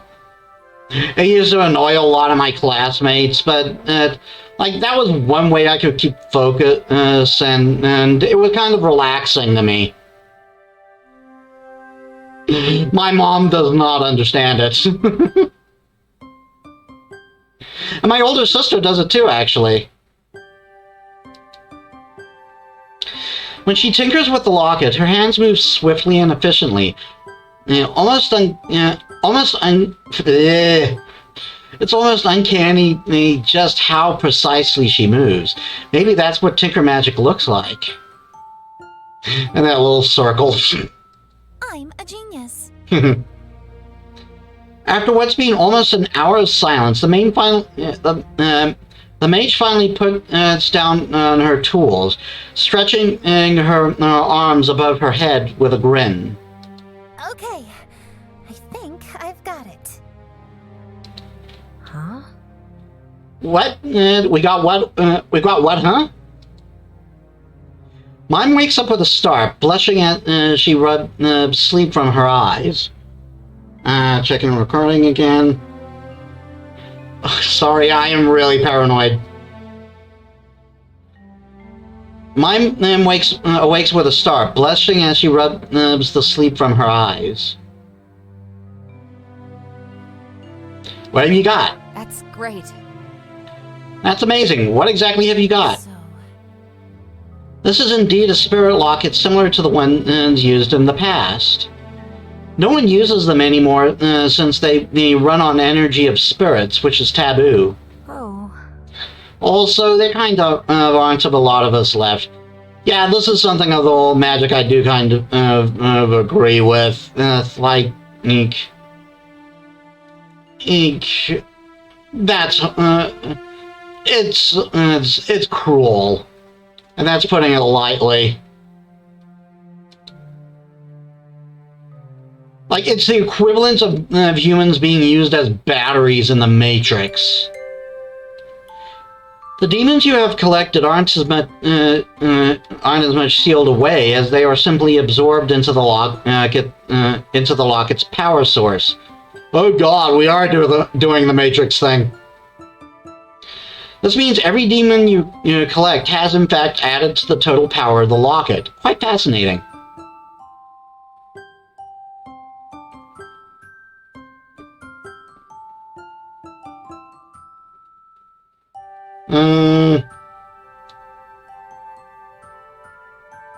I'm actually going to react the same way as in my previous playthrough, really.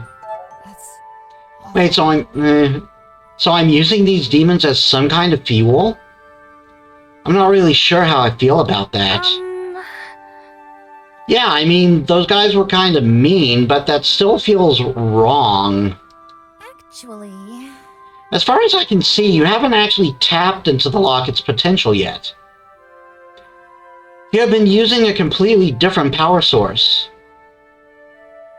She looks to Mime, who blinks, pointing to herself. Yeah, so basically that thing Mime presented before, that maybe we're not draining her power because we're bound. Yeah, that definitely seems to be the case. Like, yeah, we might feel woozy if we do something big, but we're not actively hurting her. Huh? What? Oh yes, me. I suppose I am being the one helping you, since we've always felt that glowy connection when we seal one of those bad guys away. See, we do glow! You have been using your magic to help Metis all this time, yet you do not feel yourself weakening?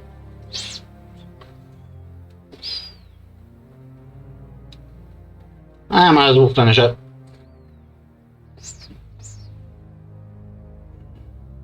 And there we go. No way. Well, no. I feel completely fine. Anne taps her chin and her pen... screw that up. Anne taps her chin with her pen before noting down a few more things in her book. Spirit alchemy is already known in School of the Arcane, so I will not learn anything new poking my nose down that The fact that you have to rely on another scarce power source that will deplete over time isn't fixing anything, just creating a new dependency. She's not wrong. No, the interesting aspect of the still remains you, Mime. Whoa. Me? Actually... My theory is that since you two are soul-bound and not connected through the locket, the energy you channel from Mime isn't draining her. Of course, if you were to do something very challenging, I'm sure you would both be able to feel the strain. But you would recover, just like a mage recovers after having used their powers. This is amazing. In short, your connection has given Metis the same magical potential as a mage possesses. I'm a mage? Well, that's not good. I'm a troublemaker.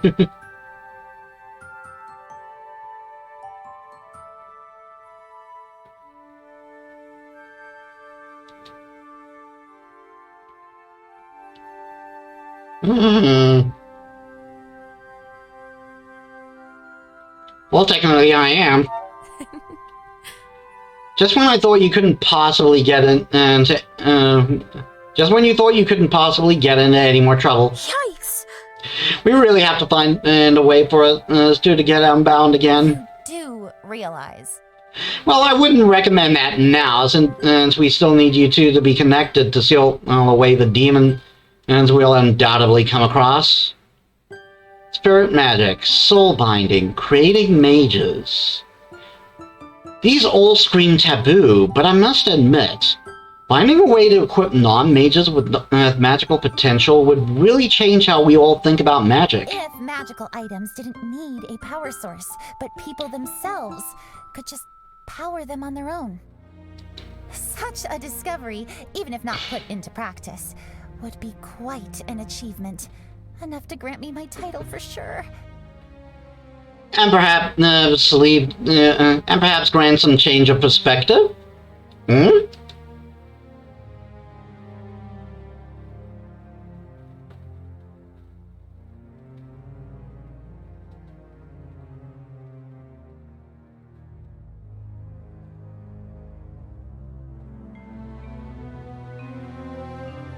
What about the spirits? Because technically, if we force spirits to bind to non-magical people, without any way to know how to unbind them, that's just slavery, isn't it? And it's not when they can like escape from. Remember, mine couldn't leave after she was bound to us. What? What about the spirits, though? Are they just going to have to become some kind of slaves? Following people around and lighting their lamps? Yeah, that's just what I said. I'm glad they noticed that analogy. I just provide the research that says it's possible. What humanity decides to do with this knowledge is not my problem.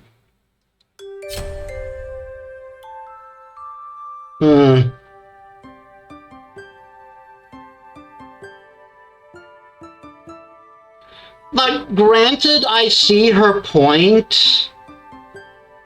Because when I believe in my previous playthrough, I said people are going to abuse this, and she basically they had the similar reaction, like I don't really care, or it's not my business what people do with what I discover.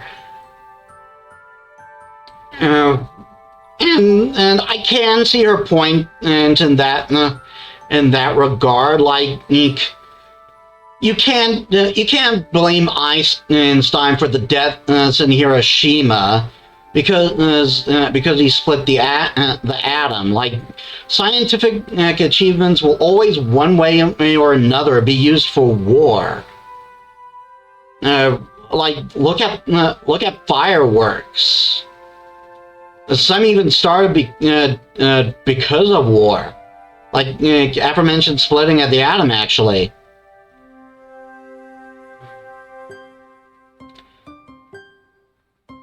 But yeah, when it comes to the rights of living, breathing people, and remember, we're not even in wartime. This isn't even a desperate situation. So this is when I'm going to respond differently.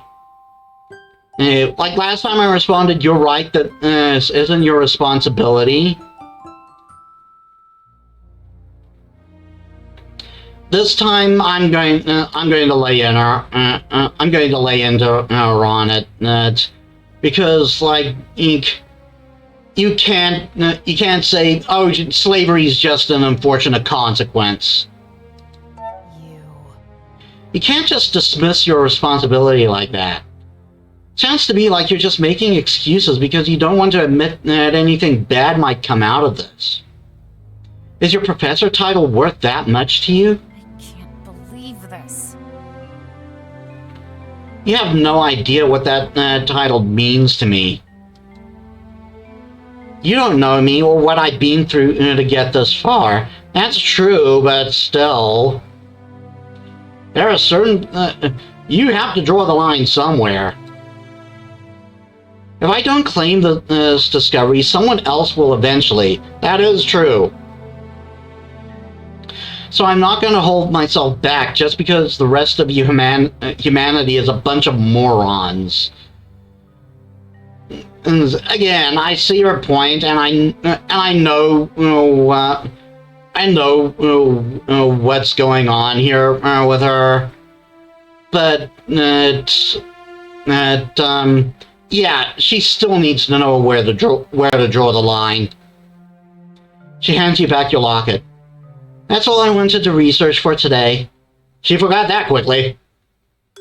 Thank you for your cooperation. I'll be calling upon you again, and when I need to learn more. Though she's probably just shooing us away because she doesn't want to see us right now. I think that's our cue to go. You and Mime leave. On your way out, you notice Anne returning to her little mountain of books, massaging her arm with a pained expression. Yeah, so what we said did have an impact. Like, she's not outright dismissing what we've said. I've noticed you staring out the window sometimes. You should be more careful other people don't see you. Oh, right, of course. I'll be careful. What were you even doing there? You were just staring out at the streets? I never got the chance to properly explore this place. This is my first time experiencing a surface town, and I'm itching to explore it. You're also new to this place, aren't you? Don't you feel the urge to go look around? No. That was a decisive answer. Sure was. Why should I waste my time? There's nothing of interest to me here, and I'll be leaving soon. There's always something to be learned from any new place you go to. Walking amongst the townsfolk might give you a new perspective of them. No, it won't. I wonder what happened to you, Anne. Indeed. Yeah, Caden does bring up a good point. Like, I'm personally of the opinion that we never stop learning, and there's always something new to learn. But so I can see Anne's point of view, though. Anyway, let's go see Elizabeth. We put this all the entire playthrough. Not entire playthrough, entire session. You find Elizabeth in the shop, and she looks up from the book she was reading as soon as you approach. So that's how it is. So I hear you and the others are heading out to do something illegal.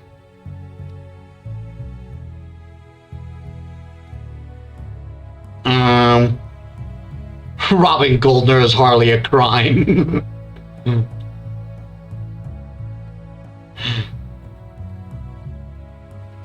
I need your help. About that. I'm going to need your help. We need a way inside Goldner's mansion without being I detected. see. That's my understanding, yes.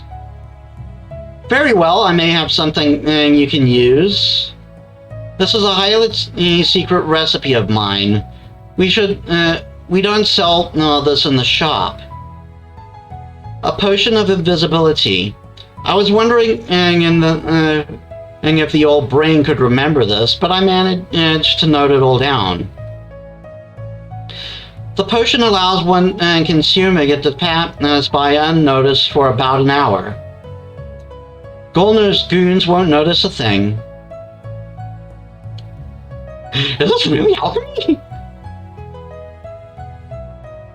This will work perfectly. Great. That's perfect. This is just what we need. How do we make it? Well, there is a catch, just like with everything else. This potion demands ingredients we not currently have in stock.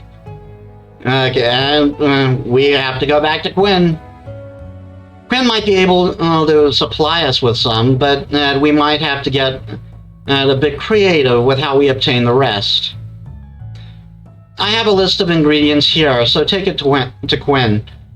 They might have ideas about where to find the rest as well. When you've collected it all and you are ready to go, come see me. The potion must be consumed soon after it is made. So you should have made all other preparations before that. Of course, I'll still be here to assist you should you wish to do some regular alchemy training. I'm sure Quinn has stocked up on some new ingredients by now, so we should be able to look into making even more new recipes. I'm not going to practice my alchemy now. Actually... Anything new? I see. Why have you never taught me this? Wonder. If you knew about this recipe, then why have you never taught me? Well, this potion is not exactly part of the standard alchemist's portfolio. My intention and ambition were always to educate you, so you would never have to use anything like this. But But things have changed, which is why I now share this with you.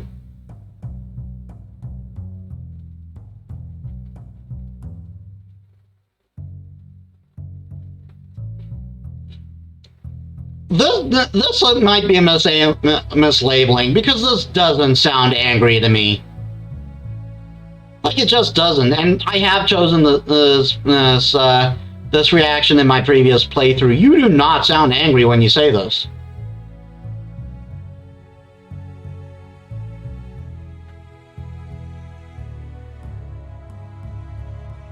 So I think that was meant to be understanding or diplomatic or something, but it was mislabeled.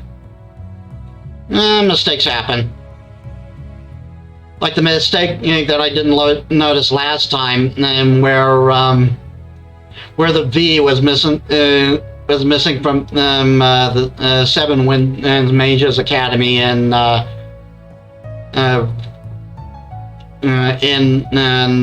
Anne's bio. Any other neat potions I should know about? So... Are there any other neat potions I should know about? Like a go-away demon spray or a fix broken magic seal glue? I think if there was, she would have told us that already. Trust me, if I had the solution to those, then you would not.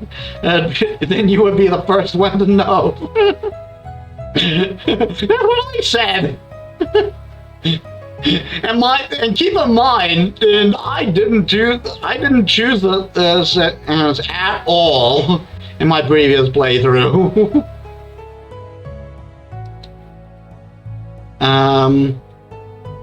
How did you discover this potion? Tell me about...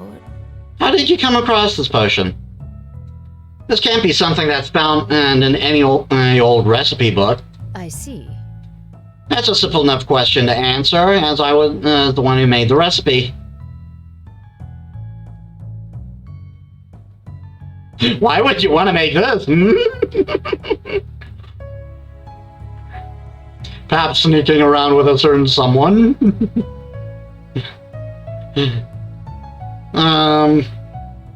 Part of me wants to joke, but part of me still wants to, like, play this straight. That's incredible. Really? You made this? That's incredible. Thank you, dear. Thank you, though I'm not nearly as impressive as you might think. Alchemy, at least is the kind practiced in the Empire, is not as ancient as you might think. I must have been around your age when the first whispers of spirit alchemy began circulating. There was a great deal of experimenting done in those early years, and I have always been in a curious soul, so I made quite a few discoveries of my own. Ask questions, you may just find an answer. Nowadays, though, such experimental brews are not considered proper magic anymore, and therefore must remain a secret.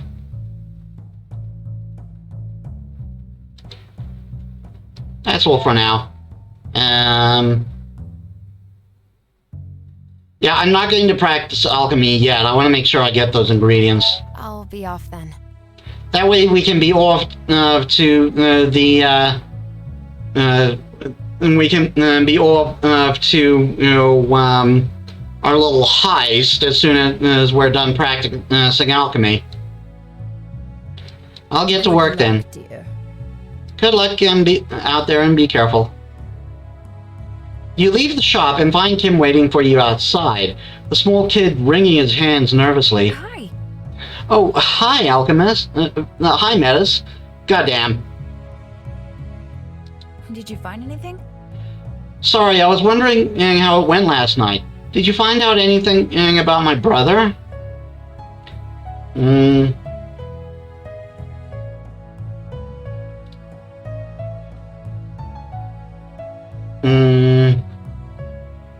I'll give him determined. I believe I went apologetic last time. I'll tell you what happened. I found him, but we couldn't bring him back just yet. But don't worry, we'll find him, we'll get him back to you for sure. It's okay. Thank you. That's so kind of you. Okay. I won't give up hope. Ronan will be back, will come back to me, I'm certain of it. Thank you again. Kim leaves and the door to the shop opens, mime poking her head out. Oh. Poor kid, I wonder if there's some way we can separate his brother from the demon that possessed him. I mean, if we can do that with him, that might also help us to get separated. We'll keep investigating. I have to help. We're gonna keep looking. Somehow we'll get Kim's brother back, for sure. That's a promise. That's the spirit. Let's do our best.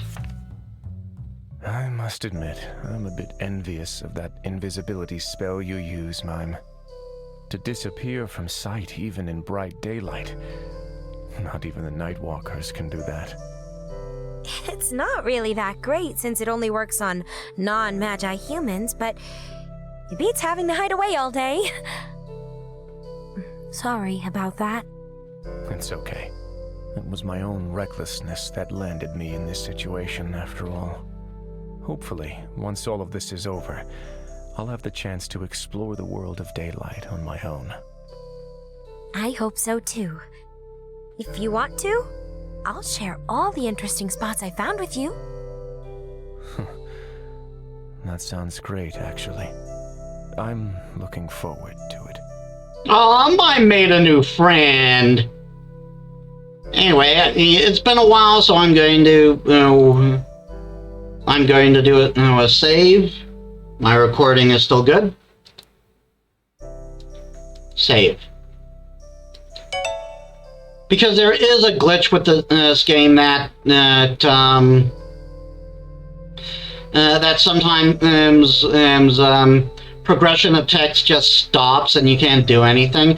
Fortunately, like I said, the game's autosaves are very generous, and so if you ever like have a crash or something happens, you don't tend to lose that much progress unless the scene's going on for a while. But give me a sec. I gotta go do things again. All right. Sorry once again. That took the clock over 2 hours. Anyway, let's get our ingredients. Welcome back. What can I do for you?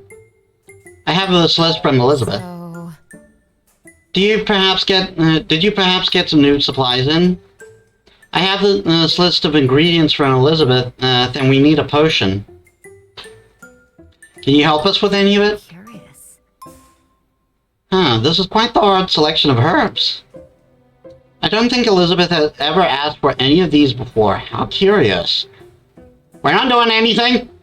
Why do you ask? I can provide you with the roses, however. The blue cornflowers are not something I can usually sell. They should be growing. They should be growing in the forest, but they are quite shy, so they might be tricky to find. Maybe there's someone around who knows the forest well, who can help you out. Time to leave. I'll be off then. That's all I need for now. I'll see you later, Quinn. Take care. You're always welcome, Metis. Take care. Oh, I wasn't expecting this. We got a new thing from for Victoria. And a thing with Mime there. No, that's like the story beat. Also, yeah, we have a new ingredient now, roses.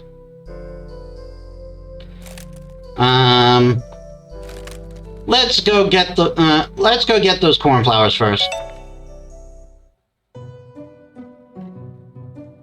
About that. So, a blue cornflower. Quinn mentioned that we should try our luck in the forest. Maybe we should just try and go. Maybe we should just try and go together.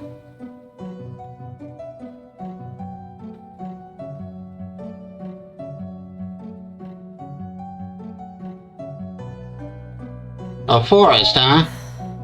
The forest, huh? Are you sure you're only going because of the flowers? What? Of course we're going for the flowers. Why else would we? Okay, fine, you got me.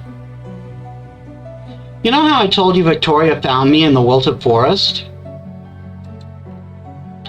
Well, I don't remember how I got there at all. I have this feeling that there's something important I'm forgetting, but I can't quite pin it down, you know? But I have this really strong pull towards the forest. I can't quite explain. I just thought since we need to look for flowers anyway, then I might do a little digging myself, right?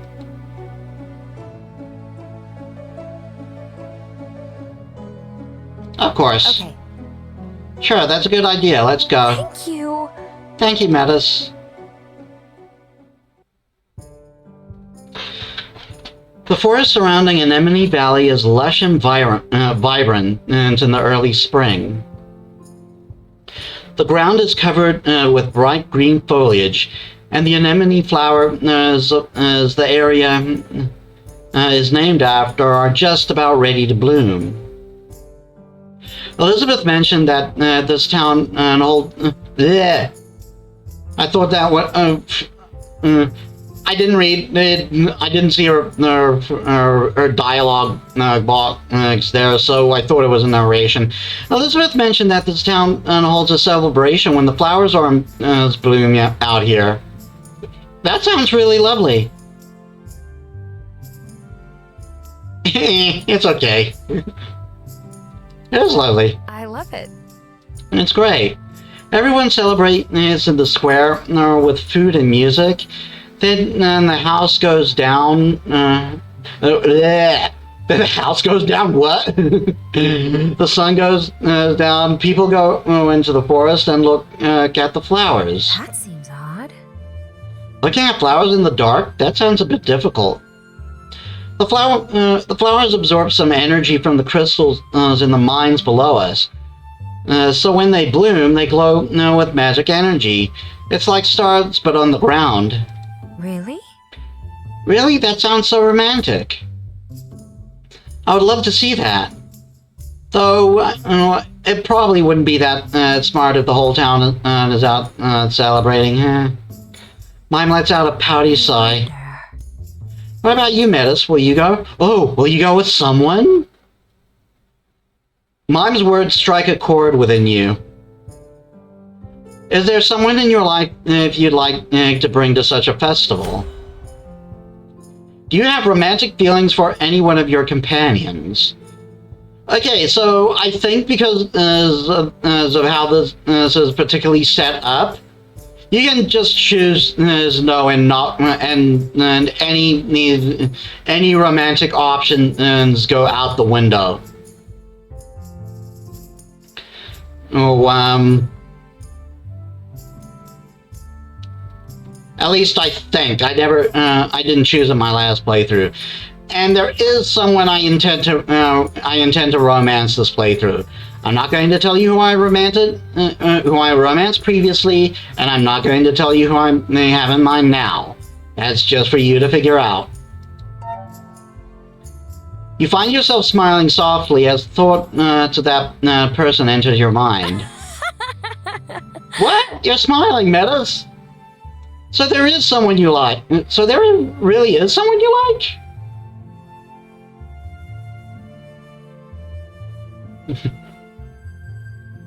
I got all embarrassed in my previous playthrough, I'm not gonna lie. Don't be ridiculous. Maybe. Actually... There might be. I'm not telling though. Really? But I'm really curious. That's not fair. But fine. Metis, your secret's safe with me. Oh. Mime rushes forward and crouches down near a tree where the blue flower is growing in the shadows. Look here, isn't that the one we're looking for? That's so lucky. You have to agree. This particular flower, what? This particular flower is rare. I almost did again. And the two of you have barely been searching for an hour. It almost seems too convenient. There's a rustle of leaves, and you whip around, spotting shadowy antler slowly moving away from the clearing. Looks like the father of the forest has our back. A deer? Are you okay? You okay there, Metis? Mime appears before you, arms full of flowers, but a slight concern in her eyes. You're looking a little pale all of a sudden. Something wrong? The deer is gone, and the unease in your stomach settles. You shake your head.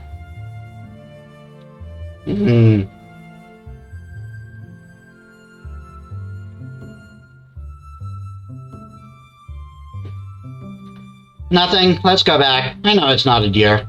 About that... Oh, it's nothing. Come on, we should head back with the ingredients. Okay. Alright, let's do that. I bet the others are gonna be real glad we found these so quickly. I didn't really find anything that could point me in the direction of my past. Honestly, this part of the forest doesn't trigger the same feeling as of longing, the same way the dead forest does. I wonder why that is.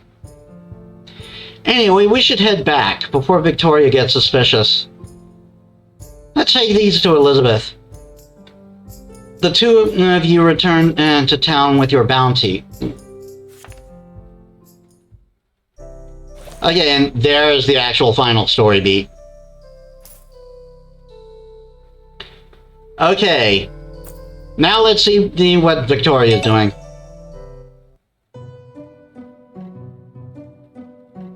You find Victoria. Oh, it's this scene. You find Victoria near the town square, and she isn't alone. I thought this happened later.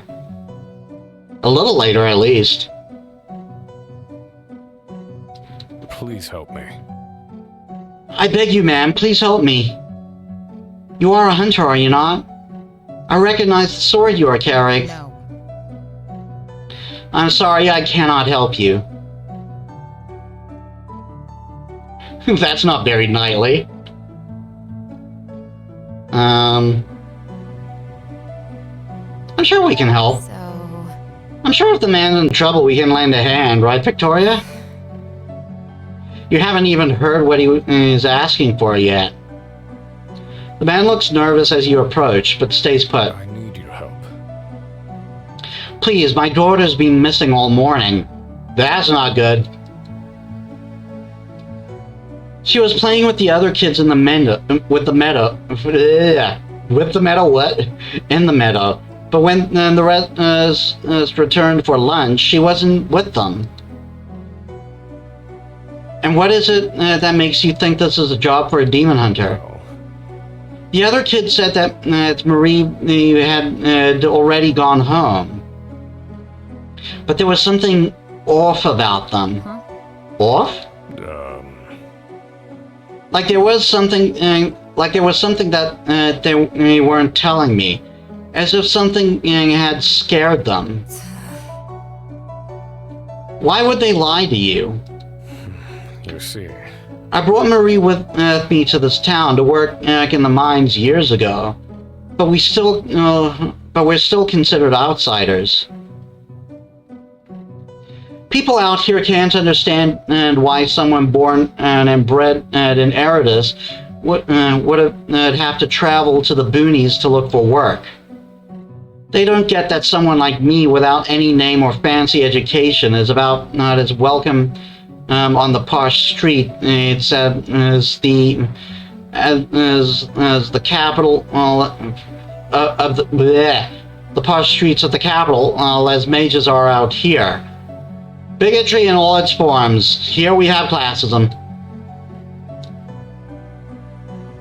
I took us here to give Marie a better life, a simpler life.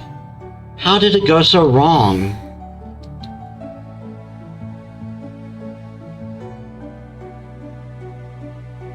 We can make time. About that. We can make time for this, Victoria. It's the right thing to do. Alethros' mercy, I know that. She looks up at the man, who flinches at her intense stare. We'll look for your daughter, but I won't make any promises. The man lets out a deep relieved sigh. Thank you. All I ask is that you try. Thank you. I will continue to look for her around town for her. Please find me if you discover anything. Victoria sighs and rolls her shoulders. Let's go. Let's go then. Really? So, do you think this missing child might have something to do with the demons? About that. I can't rule it out completely, but I have my doubts. It is quite common for a parent with the lost child to approach demon hunters for some kind of magical explanation. Usually, the kid is found hours later, safe and sound, too busy to play the troll hunter. Too busy playing troll hunter to realize they lost track of time and missed dinner. They have a game of that series? I mean, I've never seen it, but... Alright, moving on. That's the end of that bit. Got it. I suppose that makes sense. Kids are often a lot tougher than parents give them credit for. True, true. They're often a lot smarter, too.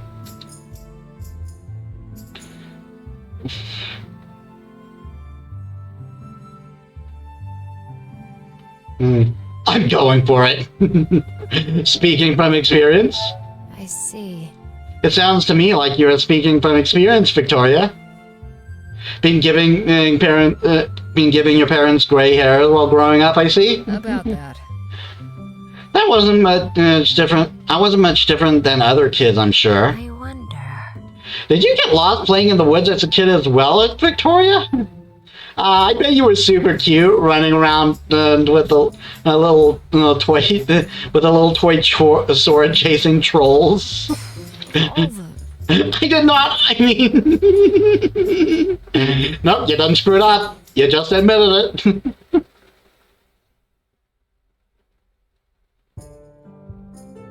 I was working diligently from a young age to master skills needed to join the demon hunters. That, of course, includes sword training, among other... That all sounds like playing to me! Not getting paid enough for this.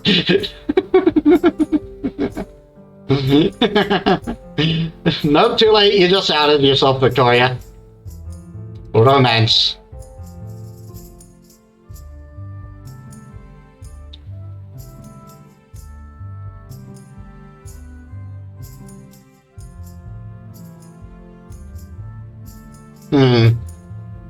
I kind of want to go with the top one, but I did that last playthrough.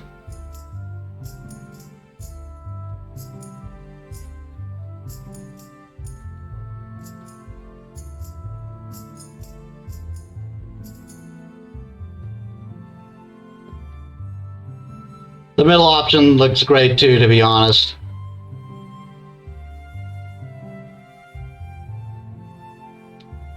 I'm going for it. Oh, I would have loved to see that.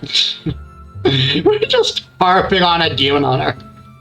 I bet you were a really cute child. Of all the... Honestly. We got her blushing. We got her blushing. I was a child with a dream of becoming a hunter. Nothing weird or unusual about that. Yeah, I know. Really? If you loved it so much, then why did you leave? Tone changes now. Oh no, I'm sorry, Victoria. I didn't mean... I said something bad just now, didn't I? Please forget it. Let's talk about something else. About that. It's fine, Mime. I think it's about time I gave you some kind of explanation.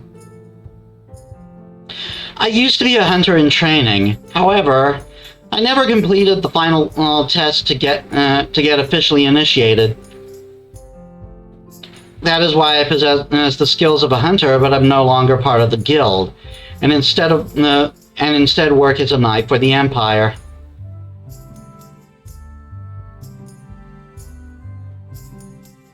We're not gonna joke on this. What happened? I wonder. What happened? You seem like someone who's always excelling at all that you do. It's hard to imagine you failing at anything. What happened isn't important. It's important enough to it's important enough to have influenced your entire character. Just know that the hunters were in their rights to throw me out, and I accept their decision. After I left the hunters, I was struggling. I didn't know what to do, so I found myself drifting.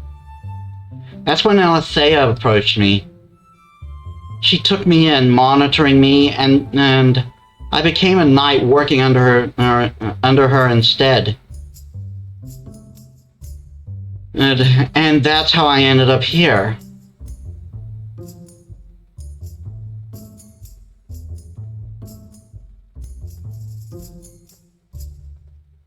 I'm sorry to hear that. Awful. That's horrible. I'm sorry that happened to you. That must have been hard, having your dream taken away like that. What happened was due to my actions. I cannot change the past, but I have been given a chance to make something of my life despite it all. And I intend to make the most of this opportunity I have been granted. I'm grateful to Alethea for that. Romance?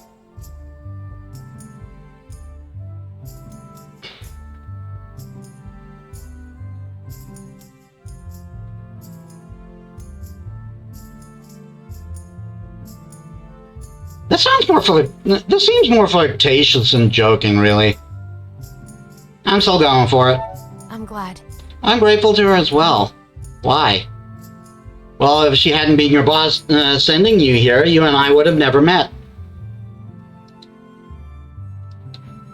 Stop being ridiculous. Come on, we better, we have better things to do than stand around here. Yes, ma'am.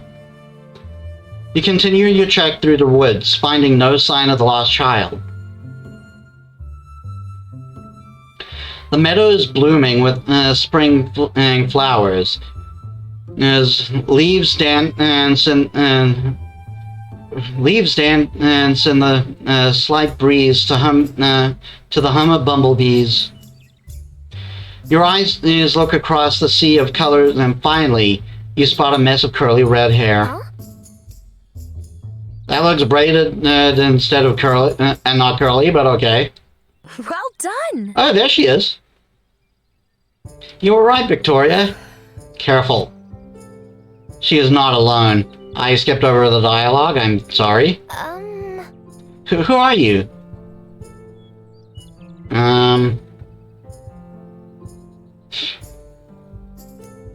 Just reprimand Victoria, you're scaring her.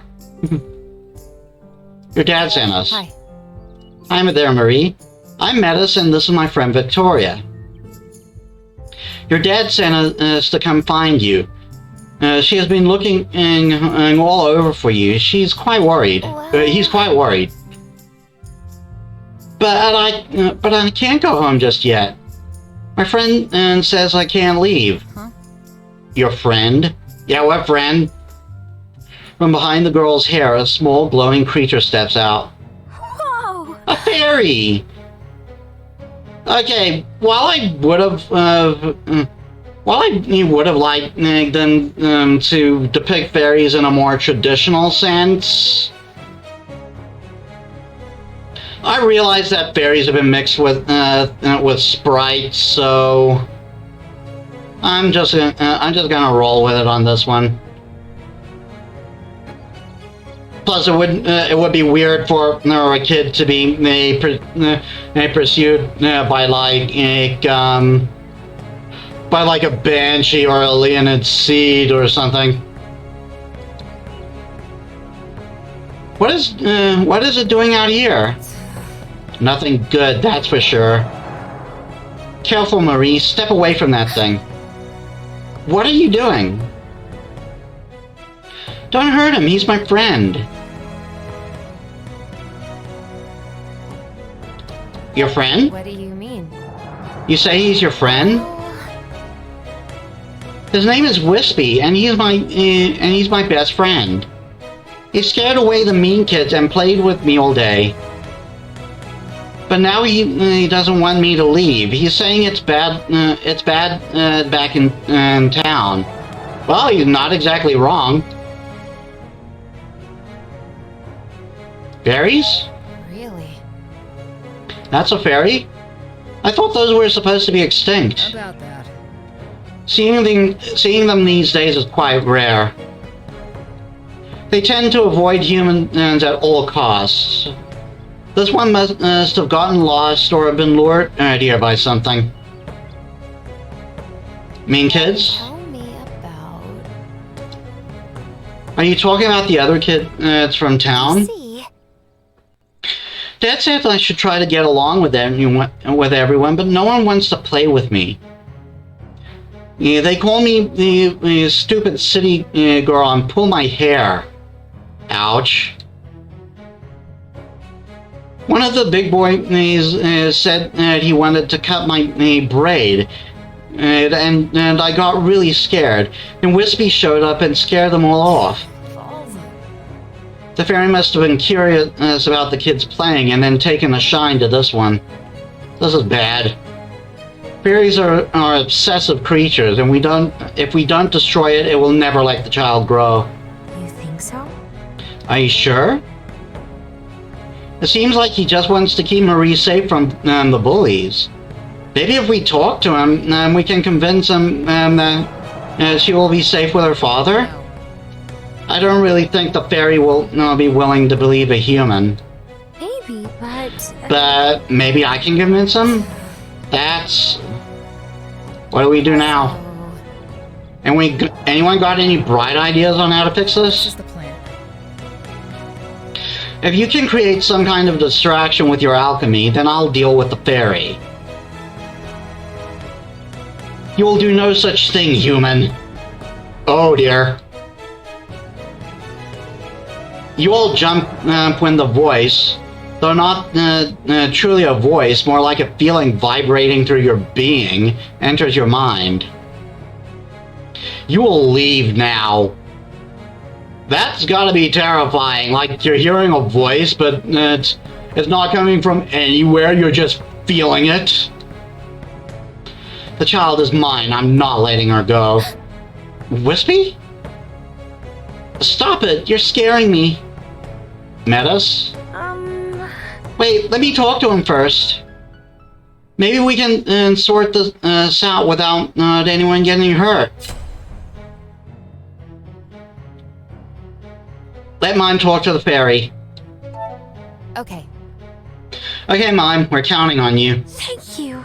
Really? Okay, I'll do it. I mean, I might be able to do away the an alchemy. I might need an alchemy. I might get to do an alchemy puzzle. Well, if I choose the other option, but this gives some interesting character insight. Be careful. Just be careful. Hello. Okay, Mr. Wispy, sir. Tell me, why won't you let the child return home to her father, please? She is my child now. I will be the one to protect her. She stays with me. But don't you think she'll be safer with her family? Human children are not made to survive in the forest. She is safer here. The human village has been tainted.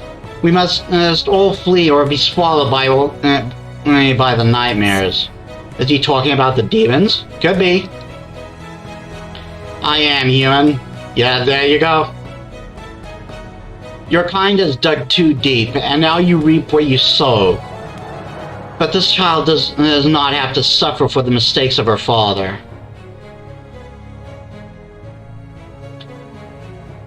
Let mine continue. Hear me out. It's true humans have done some really stupid things, really, but we're trying to fix it. Me and the humans together, we're working to put things right. You? Who are you? You carry the mark of the forest on you, yet you help not the humans. Why? About that. Because I believe we are trying really hard to fix things, and I want to help them succeed. You reek of human magic. To think a child of the king and would stoop so low as to bind herself to a human. Child of the king, eh? Huh? The king? What are you talking about? There's nothing left for me to say to a traitor. The fairy suddenly flares red. Its face is drawn into a demonic snarl. God, that's gotta look terrifying. Or oddly cute. I don't know. The fairy flies at mine, but Victoria quickly steps in front of her. She doesn't have time to properly reach up and guard, so the fairy cuts into her hand with claw-like fingers, drawing blood. Busted. Son of a... She throws the creature off, and with a swift swing of her sword, of her enchanted sword, cuts through it. It disappears in a cloud of sparkly smoke. She did a visceral! She finally did a visceral! There's a moment of silence, then Victoria sheaths her blade. Tell me. Mime, are you alright? Everything's just too much.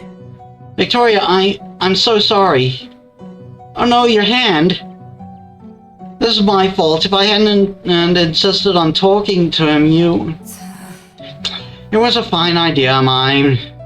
Huh? What? Look. We managed to get the fairy away from the child long enough for me to dispose of him safely. You did good, Mime. Thank you. Victoria, I don't understand. Wispy, why do you... I want to go home. Victoria sighs and scratches her neck. So... I'll take her to her dad. We'll need to add an explanation for this. Marie will too, once she calms down. Time to go. I'll see you at the shop later. That seems odd. Victoria, she thanked me. I feel kind of good to be useful to someone like this. Anyway, we should probably be off as well, yes? And we get some good insight into Victoria there. She is not as harsh as she seems. Now let's go do some alchemy practice. You have the potion you need. Are you ready to go to Goldner's Manor? No, we are not.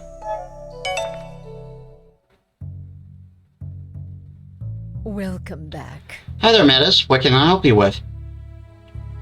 And yes, you can you can go directly to the story beat from here. You can directly move on from here, I mean. We've already asked questions, so I want to practice alchemy. I want to spend some time practicing alchemy. Okay, let's find a spot for you in the pack. Okay, and yeah, as you see, we now have a rose. And, oh, look at this. Now we have extra stars. Use a volatile ingredient. Careful when you add that. Careful when mixing volatile ingredients. The mixture will explode if a volatile ingredient comes into contact with another volatile or identical ingredient. Yeah, so what we did last time was Babby mode. This is where it really this is where you really have to think. And I did not do that. I did not do that well. Oh, and interesting fact: you do not need to have the volatile ingredient in the center. Like just using something with a volatile ingredient, but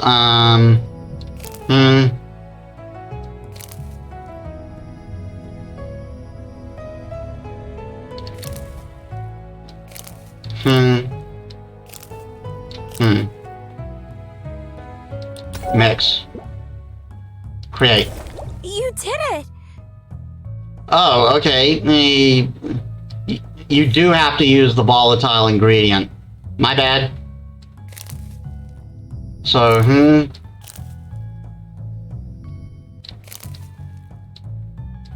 No, actually,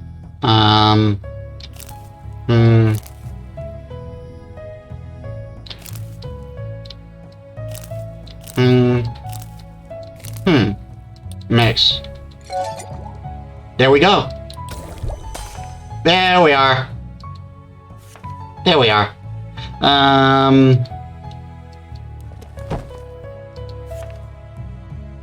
Strong mosquito repellent.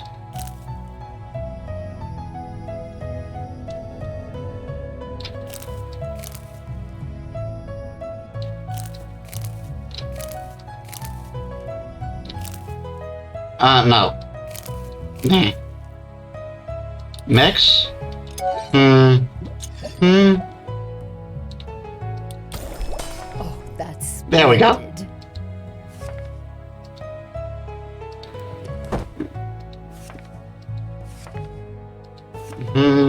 And now we get into the new potions. Those were the only two we needed to do.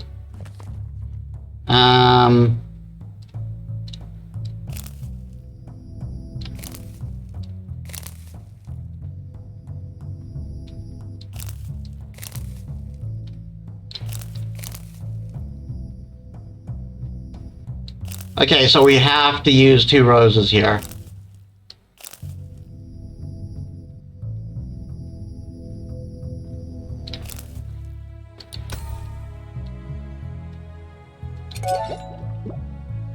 And there we are.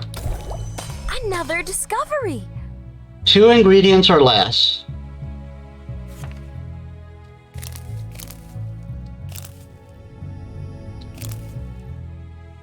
Mix. Mix.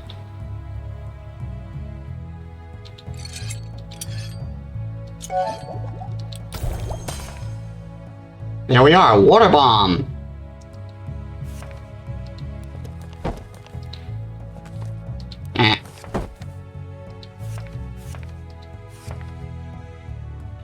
Oh no, my bad, there's still more. We've got to use a volatile ingredient for the sleeping draft.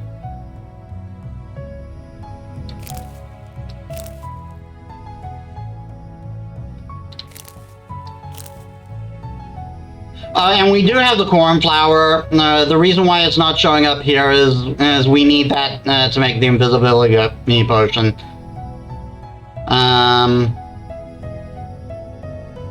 Yeah, there we are.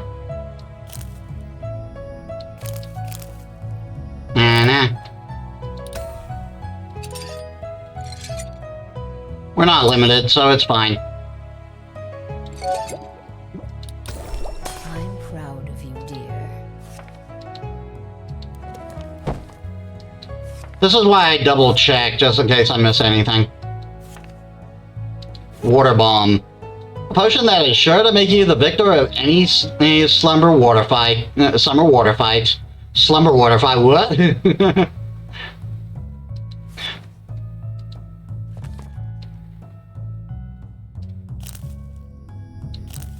I think this is when you can't,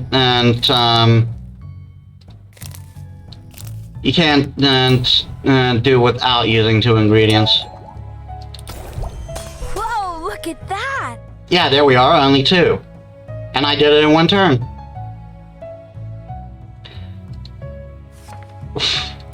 What was that description? I never actually reread many of these. A potion that is sure to make you the true victor of any summer water fight.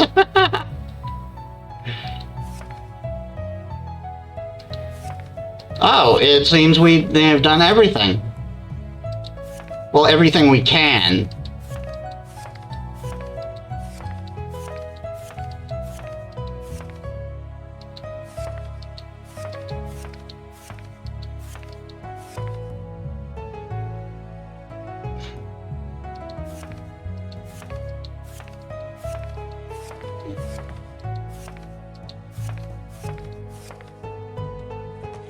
Alright, we are done.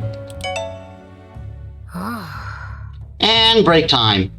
I actually should have showed you guys what happens if a volatile ingredient mixes with another one. And break time. Whew, that was a lot of potions. Done. Well done, Metis. I'm impressed. You have improved your alchemy tremendously already.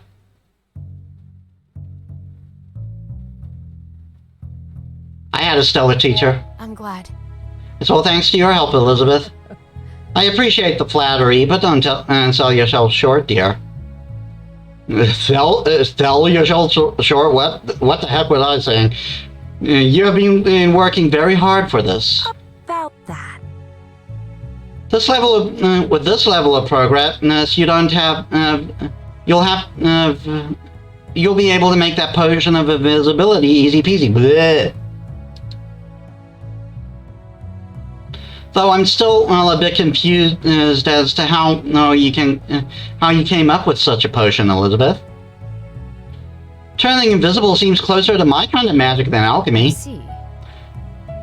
I didn't develop this recipe without a bit of help. A spirit mage I knew at the time and introduced me to a subtle illusion magic spirits used to stay hidden. With his help, I was able to mimic the spell with alchemy. On a much more limited scale, of course. Limited scale? Huh? What do you mean by limited scale? So that's how it is. A spirit like mine can stay invisible for hours on end without much strain. This potion is highly fragile. It has been used it has to be used almost as soon as it's done brewing, and the effect only lasts for about an hour.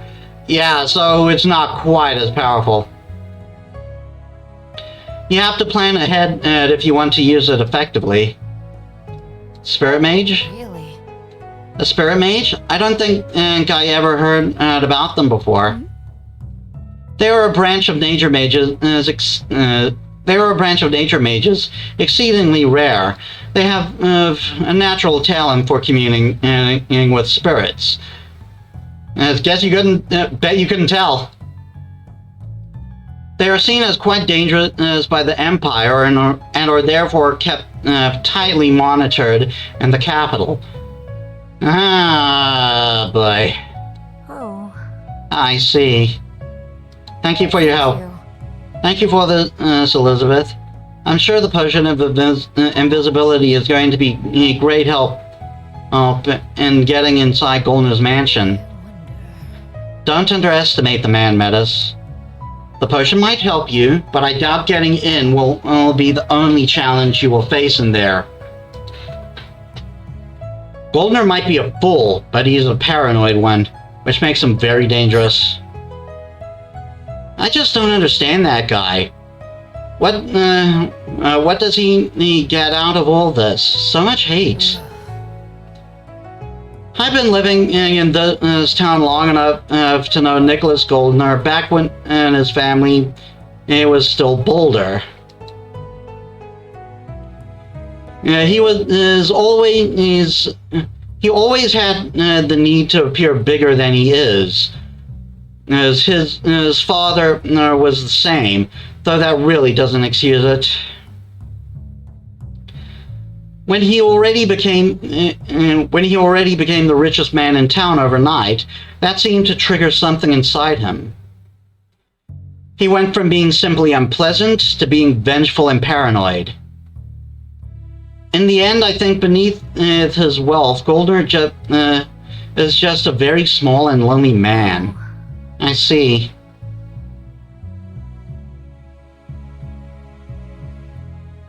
He's still an asshole.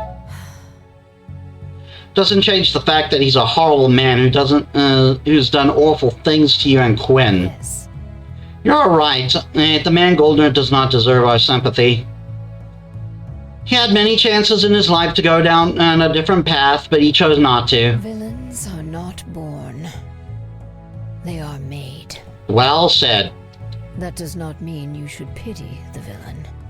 It means you should be concerned about how the next one is made. Again, well said. But that's enough of me talking for now, I believe. Go on, I'm sure you have other things to attend to.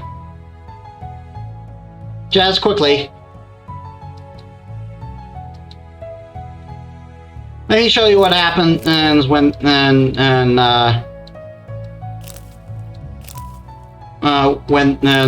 this goes down.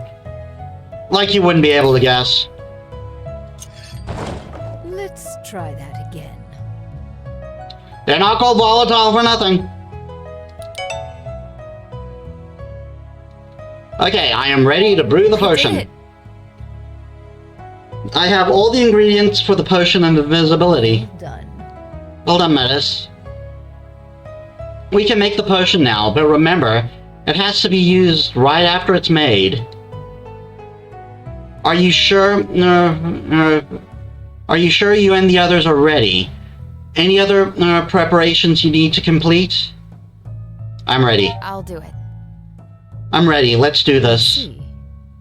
Very well. Let's brew this potion then. Yeah, so there's what we need to do.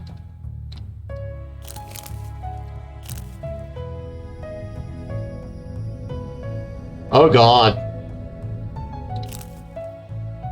Oh no, that's right. Only the glowing ones are volatile.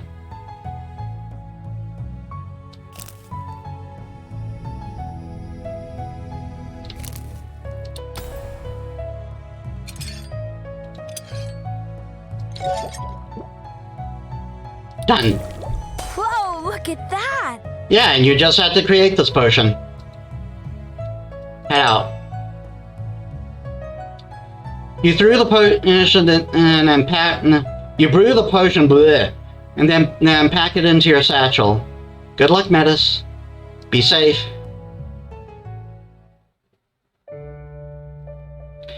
Your group is standing in the shadows, watching the Goldner estate.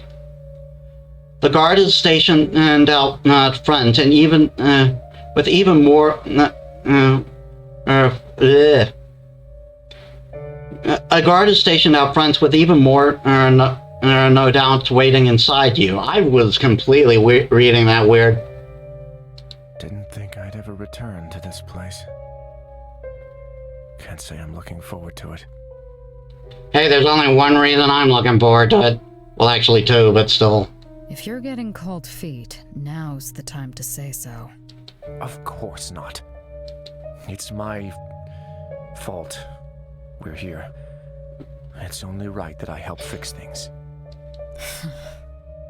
Everyone knows the plan? Don't get caught. In a sense.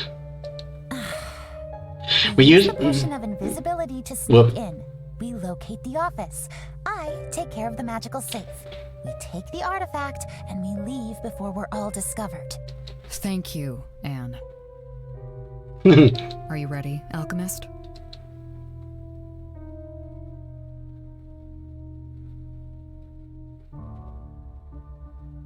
Bottoms up! Bottoms up, everyone! You drink the potion and watch in amazement as the group before you slowly fades away and disappears, leaving a ghostly outline. How does this... Look. I didn't read that. Careful not to make any sounds as we move. Let's go, everyone. You all sneak past the guard, holding your breath, then quietly enter the estate. Good lord, this is gaudy. And look at that. Narcissist much? As soon as you make it through the entrance, your eyes are assaulted by glaring slashes of gold, red, and purple. The entrance hall is lavishly decorated and fine furniture, with fine furniture and extravagant art pieces. Its very purpose is not to greet guests, but to showroom for displaying the owner's wealth. Yeah, that's probably the idea. Wow. This place is... wow. Well put, Anne. Also, like how we're transparent. Miss Goldner's tastes are rather gaudy, no? Think about that for a second. Zella's 2.0 just called the sky gaudy. You think? The colors kind of remind me of your coat. Ouch.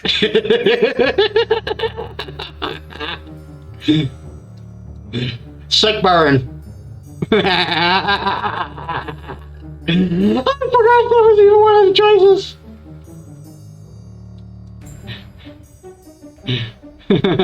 Moving on. No, I'm going on that. Actually... You know what they say, Michael? Truth is spoken from children and spirits. What did I say? Those idiots. That's enough, you We three. don't have much time. Caden, take us to the office. Please do, before I laugh myself to death. Right this way. Hey, he is not looking forward to this. Caden leads you through the gaudy hallways, over expensive carpets, and past precious paintings. You pass more guards patrolling the hallways, but your cloak of invisibility keeps you safe and out of sight. Now, the story does have a little divergence here, depending on certain choices. Is not a big divergence per se, but it's something that gives insight into each character. Now, I've actually played through 3, one through my incomplete initial playthrough, and one through my previous playthrough, and I've seen one done on Z's playthrough of this game, which I'm looking forward for him to continue. By the way, nudge, nudge, wink, wink, but whenever he finds the time. So I will be going with the remaining one. You pass more guards patrolling the hallways, but your cloak of invisibility keeps you safe and out of sight. Did I already read that? You make it to the finely cloaked door, and behind it, you find a dark office. You know you're narcissistic when... Caden hesitates before entering, his bright eyes looking around the empty space.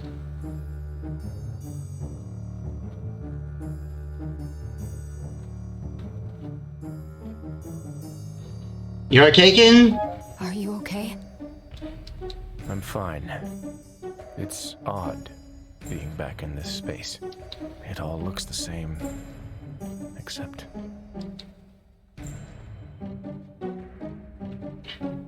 Gee, I wonder where the safe could be. We walk over. He walks over to the huge painting and taking up almost all of the back wall. Goldner's smug face grins from the most hideous portrait that you have ever seen. That painting wasn't there before. I think I would have remembered that.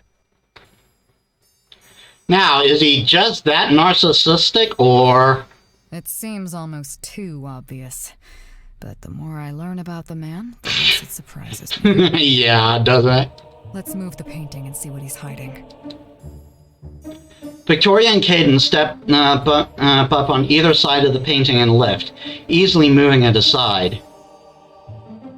And you are not at all surprised to find a safe hidden behind.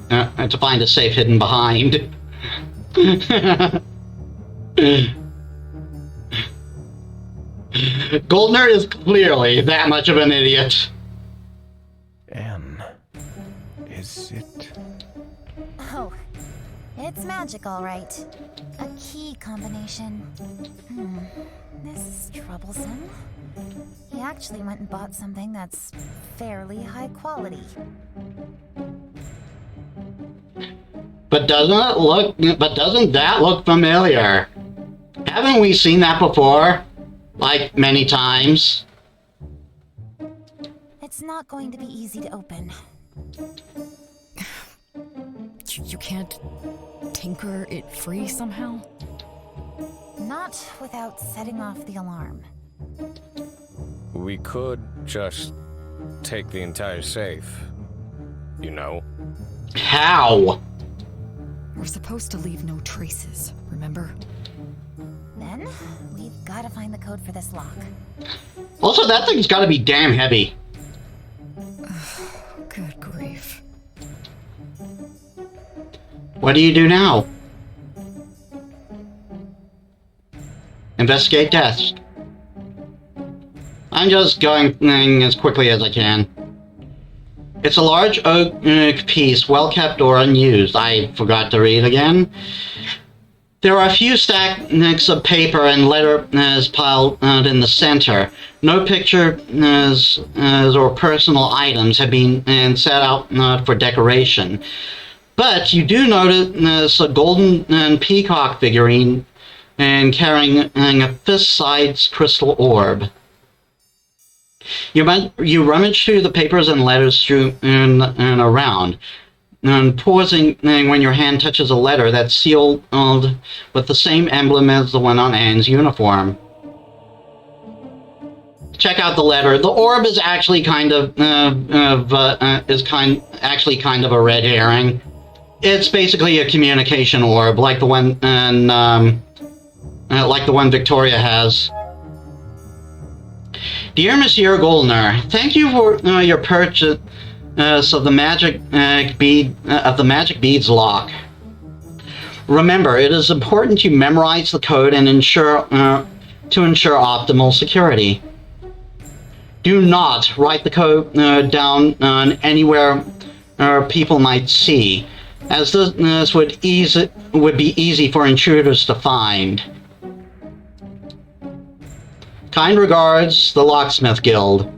Well, he failed at that royally. That's all you find on the desk.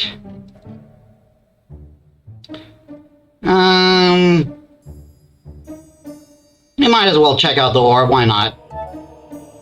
There's a faint white mist swirling calmly within the orb, and you don't need to be a mage to figure out that it is of magical origin. It actually looks very much like Victoria's orb of communication, but how did Goldner acquire one of those? Gee, I wonder. Did he mention something that may be related to this?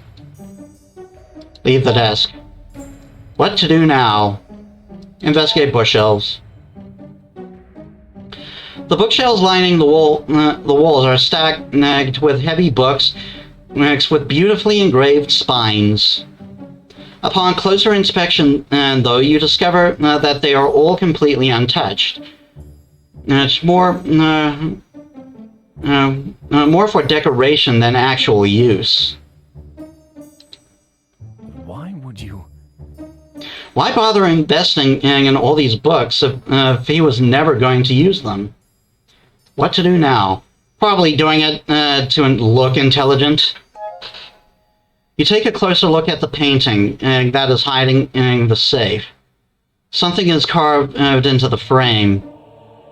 A weird pattern looks kind of similar. A weird pattern that looks kind of similar to the lock. Blech. Is that the code? I wonder. I think this might be a clue. Let me take a look.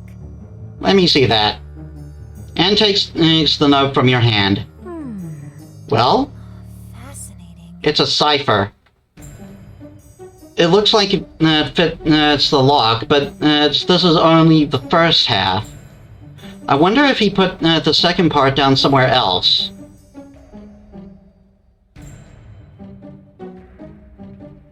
He wouldn't be that stupid, would he? So... You don't think he'd be arrogant enough to write the code on the other Gordy painting in this house? Wait, there's no way he would be that stupid, would he? She says that regardless of what option you choose. I just kind of wanted to say it first this time. There's only one way to find out. We don't have a lot of time, so we should split up to cover more ground. I'll go and investigate the painting. Caden? I'll come with you. You shouldn't be going alone. We'll see if you can keep up. I'll stay here with the safe. Perhaps there's something to be learned from it. Then I'll stay by your side and make sure you don't get surprised by a patrolling guard. As long as you let me work in peace. Metis? Okay. So both my previous playthroughs, I stayed in the office. And so we're going to the foyer. I'll do it. I'll go look for the code. I'll go look for the code with you. I will explain. I will tell you what happens in each scene, and after we're done. After we're done here. Huh? I'm coming too. Okay, let's get going. Be safe. You leave the office and make your way to the main hall. Victoria and Caden move like shadows, gliding down the hall, checking for signs of life. For now. Maybe the guards are asleep? Not likely. I mean, this is Goldner's mansion. Don't be ridiculous. I wouldn't be surprised. From what I saw while I was held captive, the guards of this place are mostly townsfolk in uniforms. And yet you got captured? Being knocked out by a wayward spell made fighting back rather difficult. Fair enough. Fair, I suppose. That's what I said. You make your way to the main hall. The painting is still hanging there, Goldner's smug grin and smiling at no one and in the dark.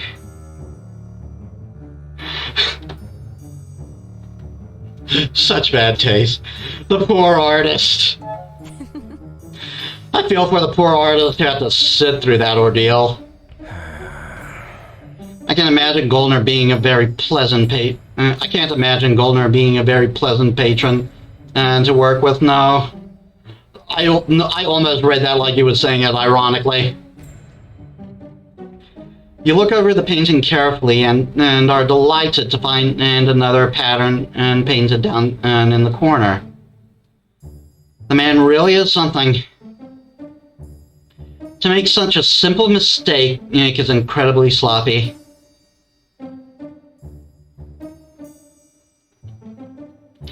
Hey, if he's that stupid, not gonna complain if it gets us out of here faster. I agree.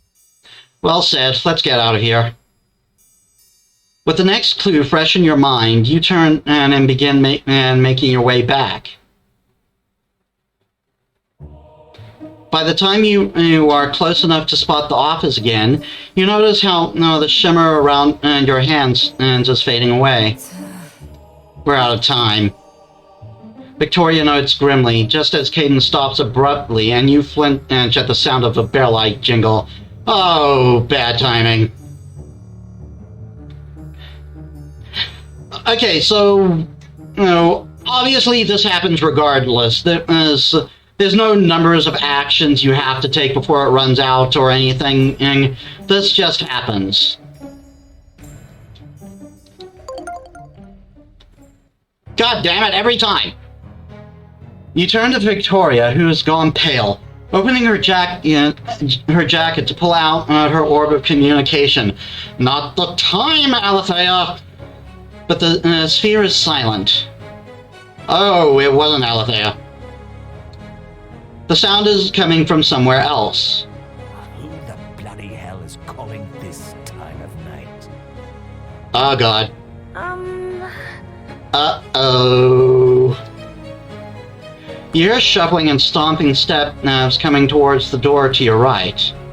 Victoria and Caden instantly dive for cover.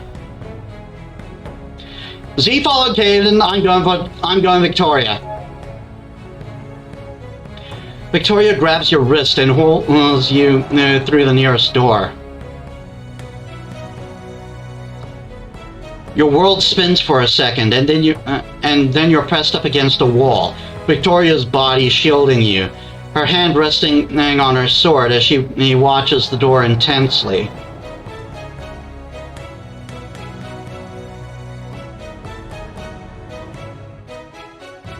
We're screwed. Keep quiet. All words fail you as you feel your face burn. She's so close, standing over you protectively. Her bright red eyes are staring intensely at the door as the sound of Goldner's cursing becomes louder. You press even closer, making you... what was I reading? She presses even closer, making you hold your breath when he passes by, and continues without pausing. Victoria relaxes, but you're still on fire. She turns to look down at you, tilting her head slightly in question. You okay?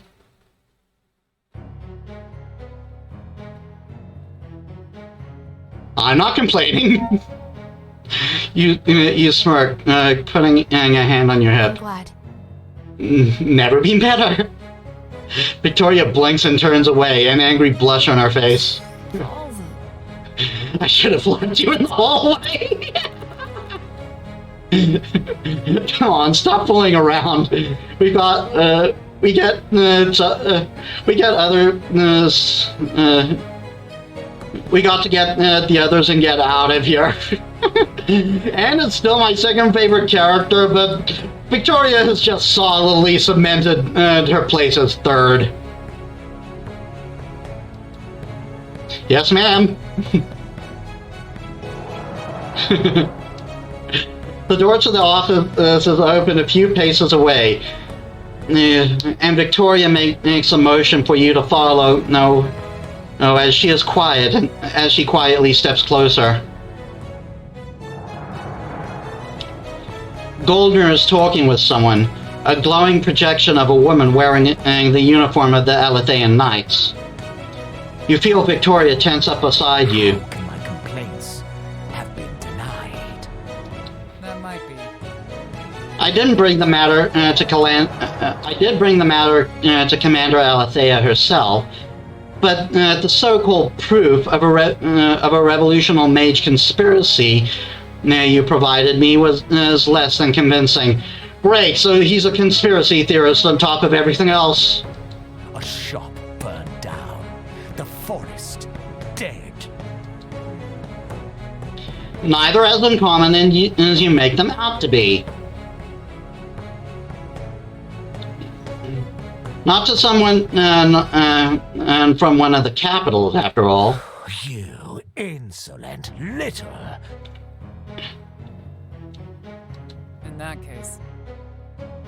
In that case, I see no reason to continue this any longer. Contact me if you if you come across something actually worth investigating. Otherwise, I don't want to hear from you. It was risky enough for me to communicate with you like this.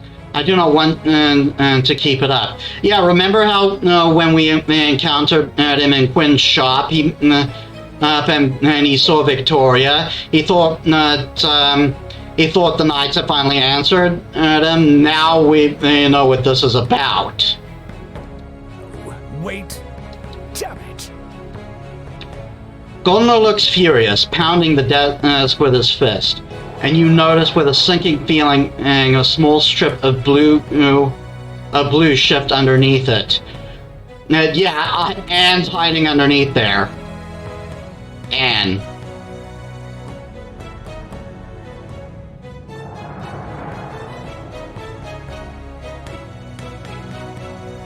Yeah, I'm not going to joke about this. I will talk about. I will mention why in a bit when I mention the various ways, the various things that happen. But we have to lure him out. We have to help. We need a way to lure him out and quick. Obviously, but we can't reveal ourselves either. A distraction. Hi! Hi, friends. What are we doing? Victoria jumps back and crashes into a small table. That's how you lure him out. That's how. Also, Victoria, you're from Bloodborne. You should know enemies sneak up on you. That's a Soulborn thing. And you all watch in absolute horror as the potted plant on top of it tips over and shatters on the floor. Well, we got our distraction. Oops. What the? Russian footsteps are heading our way.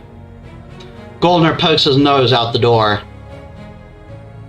What the? Let me go this instant. A blanket is thrown over Goldner's head, and he is grappled from behind and by a rather panicked-looking Caden. Mercy, guide us. What are we doing? Having fun. I mean, committing robbery, but having fun.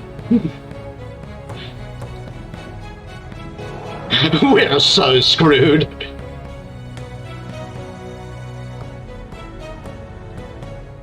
Hide him somewhere. No joking. We have to hide him somewhere quickly. Well... There was a closet in the hall. There was a closet in the hall? Fine. Got it. Ew.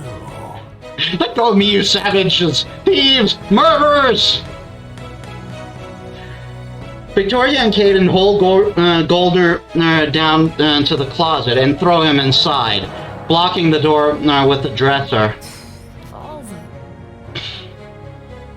So much for being stealthy. Time to move.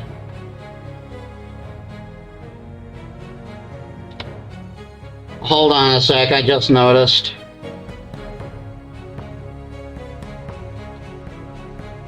Oh, that's good. Load shedding is going to be suspended early. That means no early morning load shedding.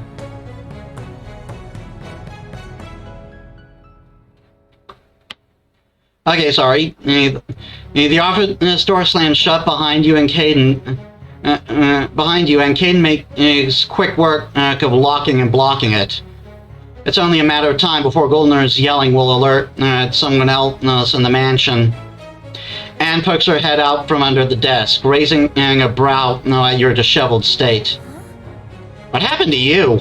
By the gods. To put it bluntly, we just shoved Goldner into a closet. We should finish this up now. Vittoria looks around, frowning when coming up short. Michael, I swear. Where's Michael? There's a flash of light, and Michael appears in front of the bookcase, grinning like a madman. Everyone, you are not going to believe what we just found. What's going on here? I don't even... I'm not gonna ask. Let's just get this safe open and get out of here before things become difficult. So... You got the code? How curious. Here. He really didn't put it, he really did just put it down on the other painting. Such an odd man. His arrogance is to our advantage. Metis, if you please. Oh god. This one took me a long time. Okay, that's in the right place. 7 is that.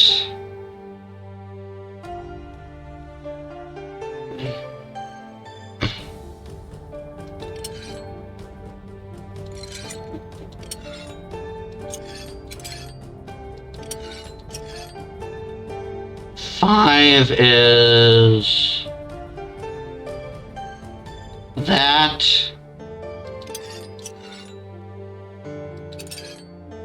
But I should wait a bit. 4 is that. 4, so 4 goes over here. 8 is this, so that's in the right spot, but no, we gotta shift that around.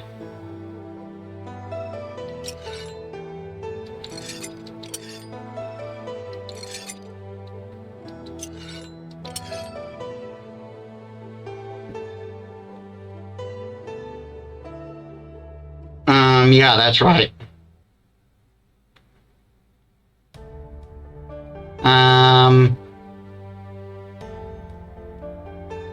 4 is the other one. Oh no, it's wrong.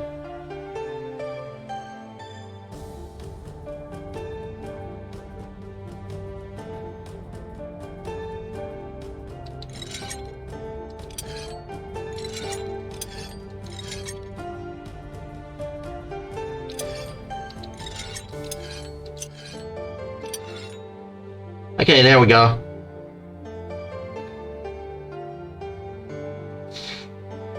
Oh no, I did it wrong again.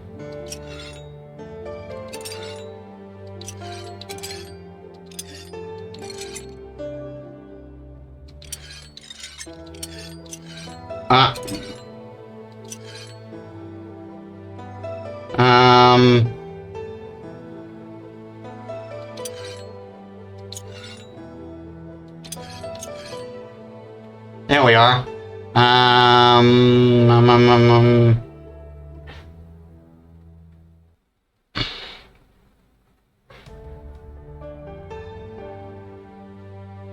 Four.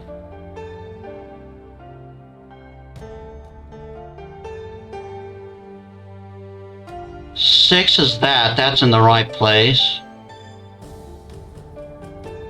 9.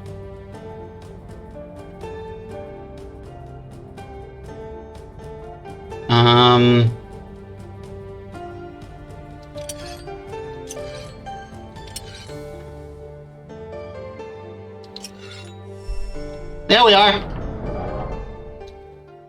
Metis, if you please. I had so much trouble with that. Inside is a sword broken in half, made from bone.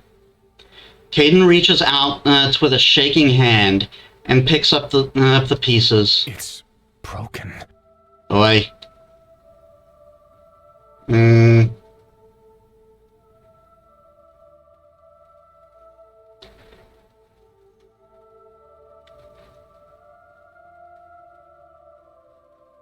This is bad. Oh no. This is bad. How are we going to feel this? How are we going to fix the seal? The seal now? Blech. The artifact will be of no use in its current state, I'm afraid. I don't understand. I just don't understand how this could have happened. The dragon swords are the most powerful artifacts my people have constructed. A simple banishing shield should not be able to shatter one like this. Let me take a look. That is because this is no normal banishing seal. Anne is holding up what appears to be a map. That was also locked away in the safe. The map of the mines. What? Please explain, Anne. Fascinating. Look at the way the ore is constructed. This is way too perfect. This is way too perfect to be an organic occurrence. You say that people use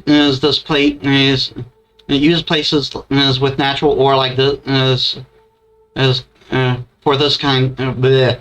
You say that people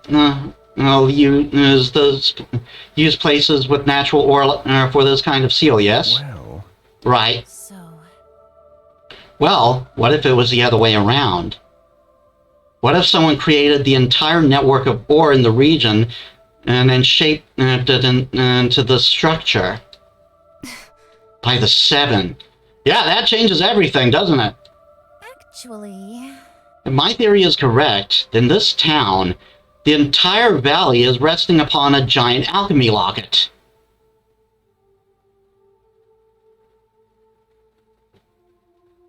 We have to keep calm. so Let's all try to keep a level head. This is huge, but it doesn't change the fact that we have to find a way to stop this, yes? You're right, something like this cannot possibly be allowed to get free. What do you think, Anne? Is it possible to fix a seal this big? seems logical. I think so. I'll need to make some calculations. Should bring the map back with us. We should bring the map back with us. Let's see. So, since no one seems to want to point out the obvious, isn't it rather suspicious that Goldner is in possession of such a map? Indeed. It is almost as if he knew all along that his business was destroying what I assume is the continent's largest demon prison.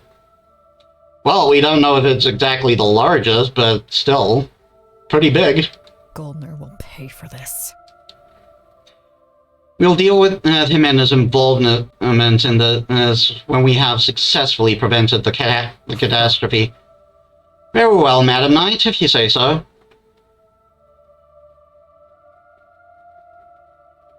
That seems wise, yes. Okay. Taking the map seems like the best course of action.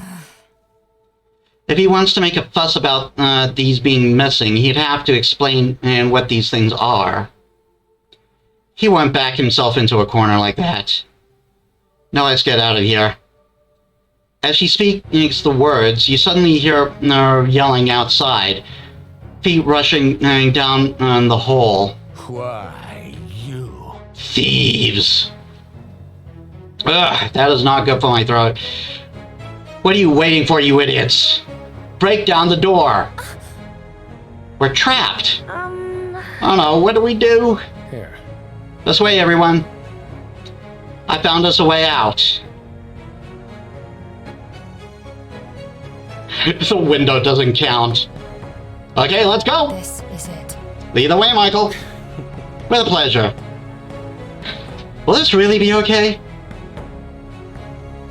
Michael walks back over to the wall. Holding up his hand as something begins to glow. A sigil of some sort. That seems odd. What's that? I think I've seen that symbol before. Look. It's an illusion. Hiding quite the little secret. Michael touches the symbol and the entire wall gives way, opening up to reveal a stone staircase leading down. What in the world? Why would there be something like that here? Someone crashes into the door and the hinges creak ominously.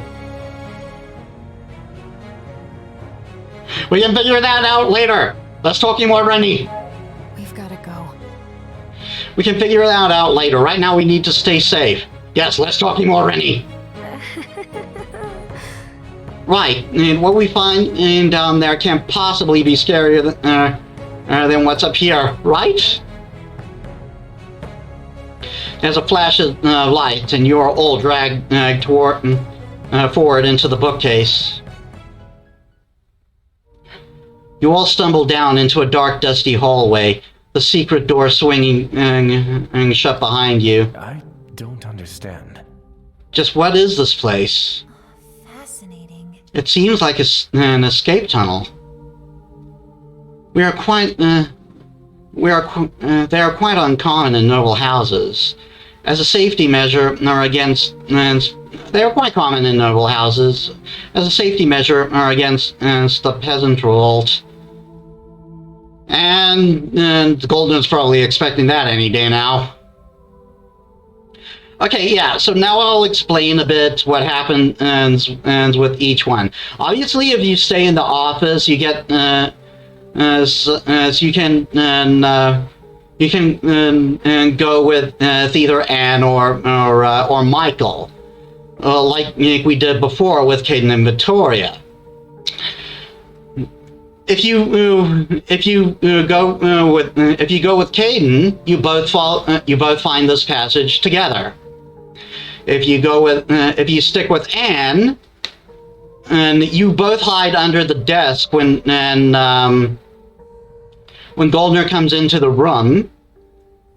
And if you go with Caden, if you've gone to look for the other half of the whatchamacallit, the combination, and you hide with Caden in a closet, and you both capture Goldner together. Now, the thing to note it's about what happens with Anne, though, because I think hers is the most interesting reaction. And she holds on to you really close. Obviously, this is like a romantic. This is a romantic chance, and it's like before with Victoria.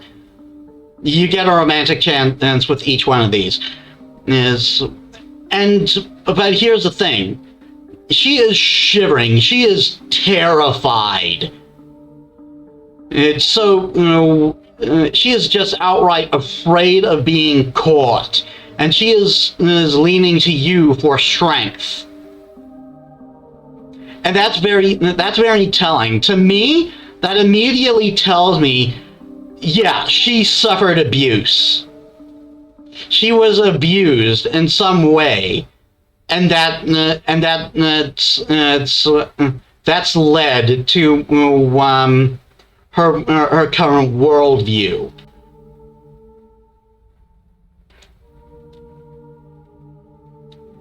Okay, moving on.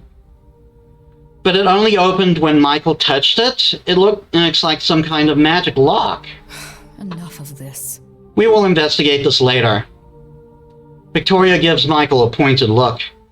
And he's just smirking. Zealous 2.0.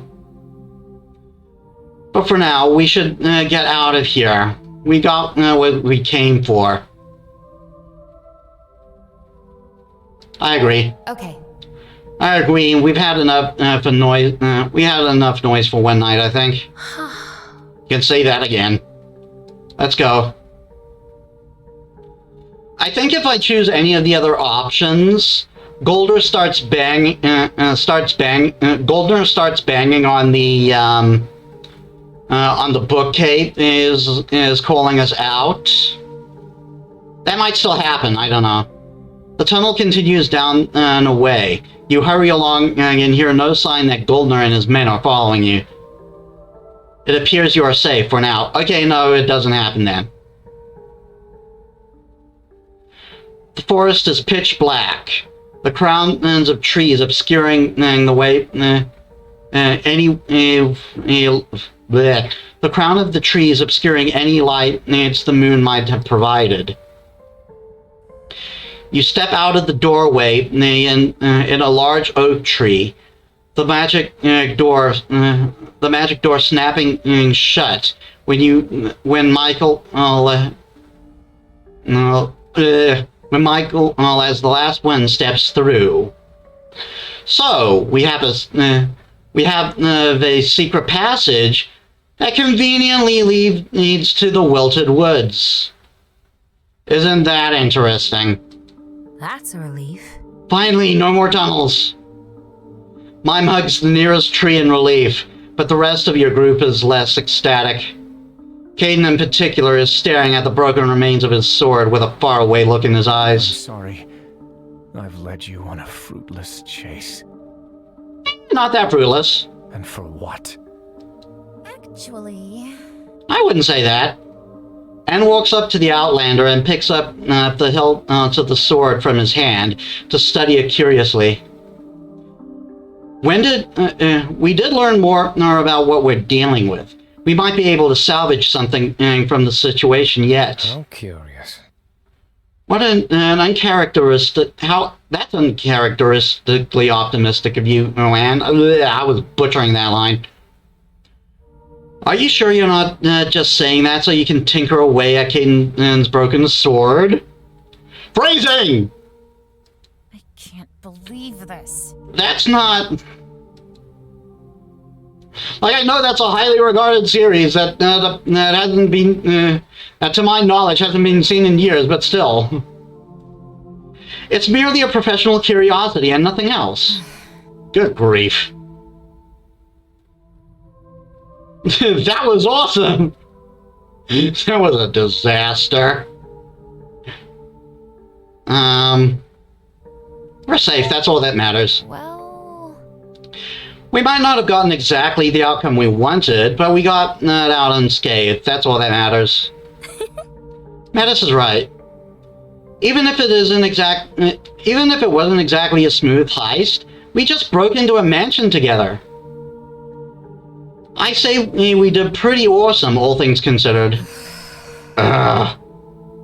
You return home. Chapter 3. A Secret of Blood. so I called you all here to talk about what I've discovered. Give me the lowdown, girl!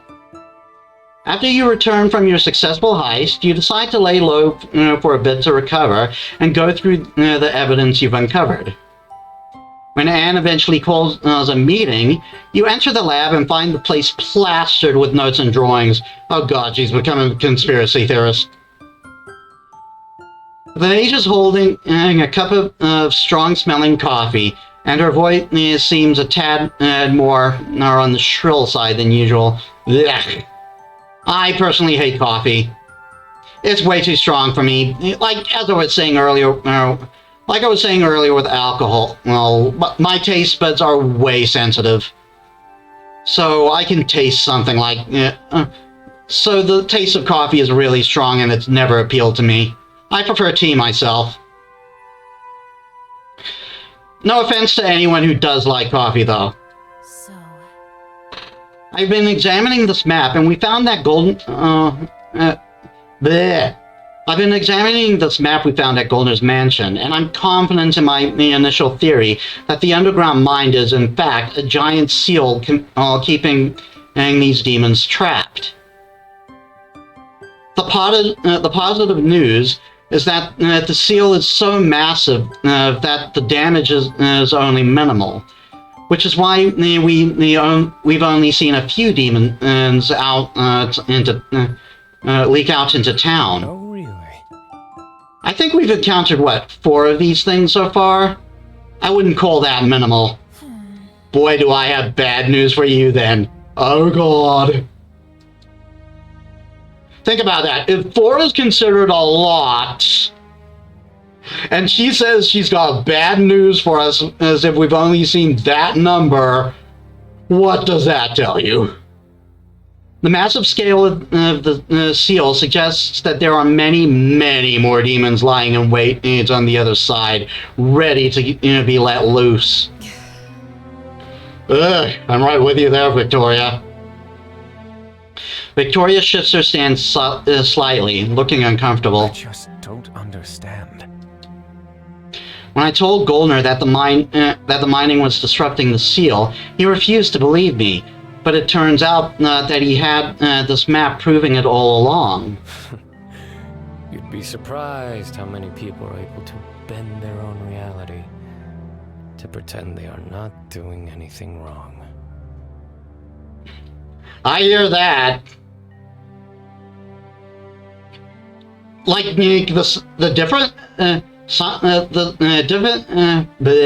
research of scientists differs from my own opinion. Therefore, the scientists must be wrong because I disagree with them.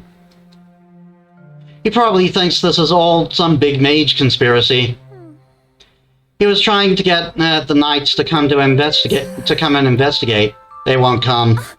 What? Alethea and the Paragon himself are determined to keep this under wraps. More knights would complicate this. I can't believe this. They can't just turn a blind eye on what's happening here and expect it to go away. You'd be surprised, Caden. They're not. They're waiting for us to fix it for them. How does this... But why take this risk? What are they afraid of? About that. I don't know, but I intend to find out. Her tone makes everyone pause. Not even Michael dares to comment. But that's for me to figure out. And please continue. That's not all. So yeah, getting back on topic. Caden's idea of fixing the broken part of the seal, well, still seems like our safest bet. But knowing what we do now about the sheer scale of the seal, it's clear that he never had the power needed to repair it. I mean, the entire valley is all just part of this huge spell. A single dragon sword isn't going to cut it. Ha! Get it? Pun not intended. What are you saying? I'm saying you're pretty lucky that Minor interrupted you when he did. Because the ritual would never have worked in the first place.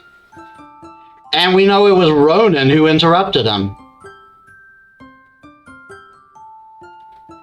And we know it was unpossessed, as if you remember the character the character bio we read.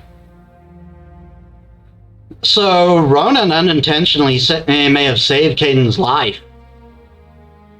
Most likely, the sword would have had its power sucked out completely, and the spell would have taken your life force with it, before doing Alethros knows what to the surrounding area. Yeah, like I said. Instead, it rebounded and drew its missing energy from another power source. Basically, sucking it through the roots like a straw. The forest. Yep, that's why the forest wilted. Remember how Quinn said the forest seemed to have the life sucked out of it? That's why. I don't understand. What are you talking about? I see. A big part of the woods had its life force drained and from it all of a sudden. It seems like it was caused by your ritual.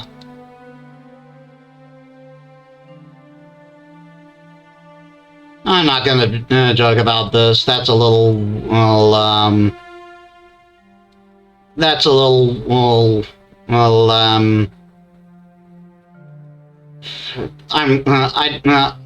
the word's not coming to me. In poor taste. So that's what happened. That's awful. So that's what happened. That's horrible. Caden gets up and abruptly storms out the shop. Wait, you can't just... Victoria gets up to follow, but Michael puts his hand on her shoulder, halting her. Let him go. He needs a moment to let that one settle. Even in his state, he's no fool. He won't get caught again. Victoria shrugs off his hand, but stays put for now. Look. You should probably go talk to him later, Metis. Though for now, we really should figure out what to do. About that. Right. And what would you suggest? Is there a way to fix this a seal this big?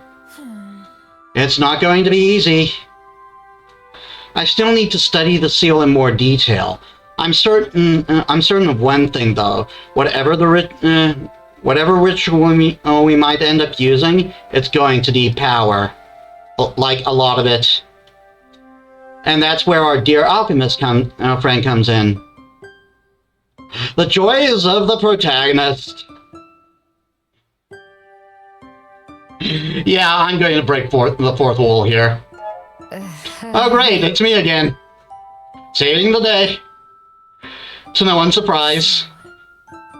I mentioned to you earlier that your spirit locket is quite special. The power it possesses grows stronger every time you seal away another demon, but you haven't yet accessed that power, and I'm starting to understand why.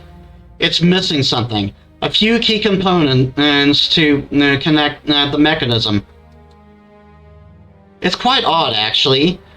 It's almost like they used to be there, but have since been removed.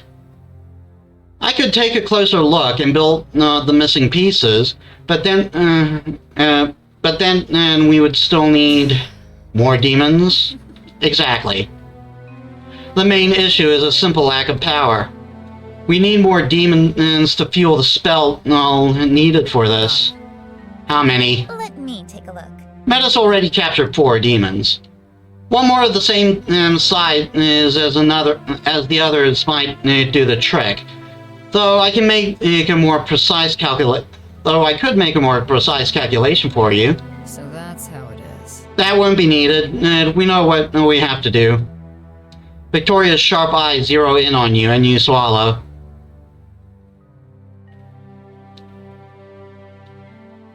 It's clear what has to be done. This is it. It's clear what must be done then. Not bad. I'm glad you see it that This way. is the plan. The hunt begins in the morning. You better rest up and prepare. Actually, I would also like a bit of your time soon. There's still much to learn about your locket, and I'm eager to get started. So much for getting some rest. It's right back into the fire from us. For us. Not like we haven't been in one before. Or near one, rather. The meeting concludes, and everyone walks off to do their separate things. There is no sign of Caden. Hear me out. I'm kind of worried. I think we should look for him, Metis.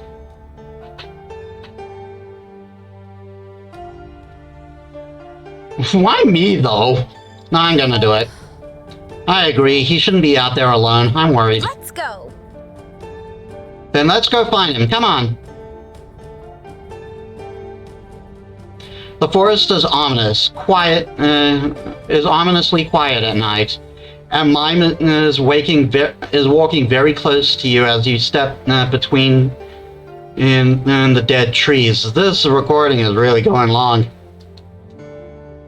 Eventually, you spot the familiar glow of Caden's markings.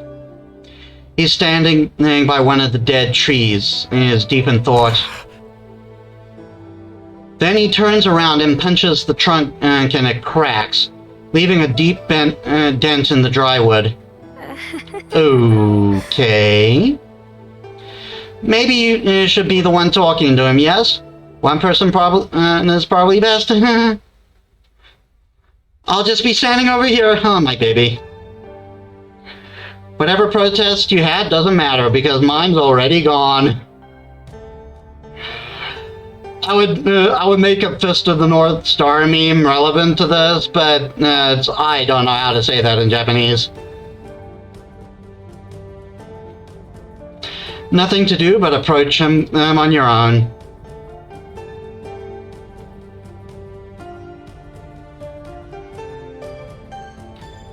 Hasn't the tree been through enough? You walk up to him with a friendly smile. Ouch, that poor tree. Don't you think it's been through enough already? Caden whips around to face you, visibly startled. Metis. Okay, it's getting a bit dark in my room and it's causing my model to go crazy. Hold on a sec.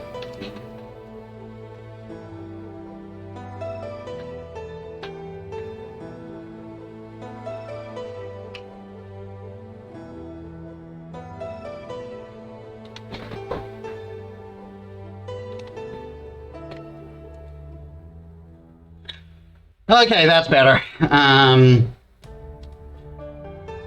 Sorry, what are you doing? What are you doing? Sorry, I didn't mean for you to see that. What are you even doing out here alone? It isn't safe. Look, it's talking. About that. The last time I checked, I wasn't the one with the track record of being caught off guard when going off on their own. Ouch. That's a fair point. So I take it you came all the way here to check up on me? I see. You don't have to do that. I don't want to burden you with my worries.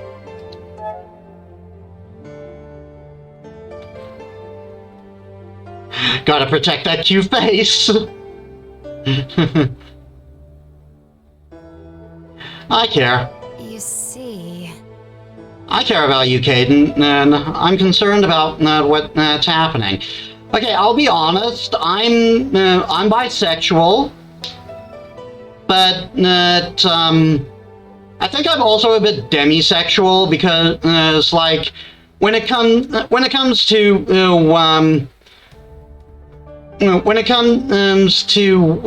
people with who are AMAB,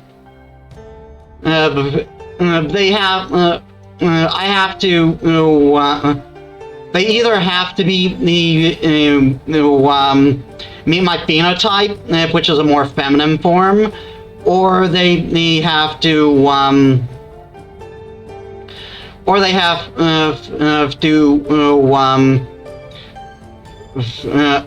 be someone I'm particularly close to.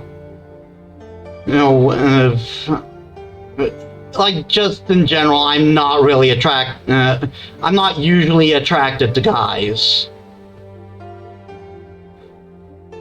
That said, there are certain guys there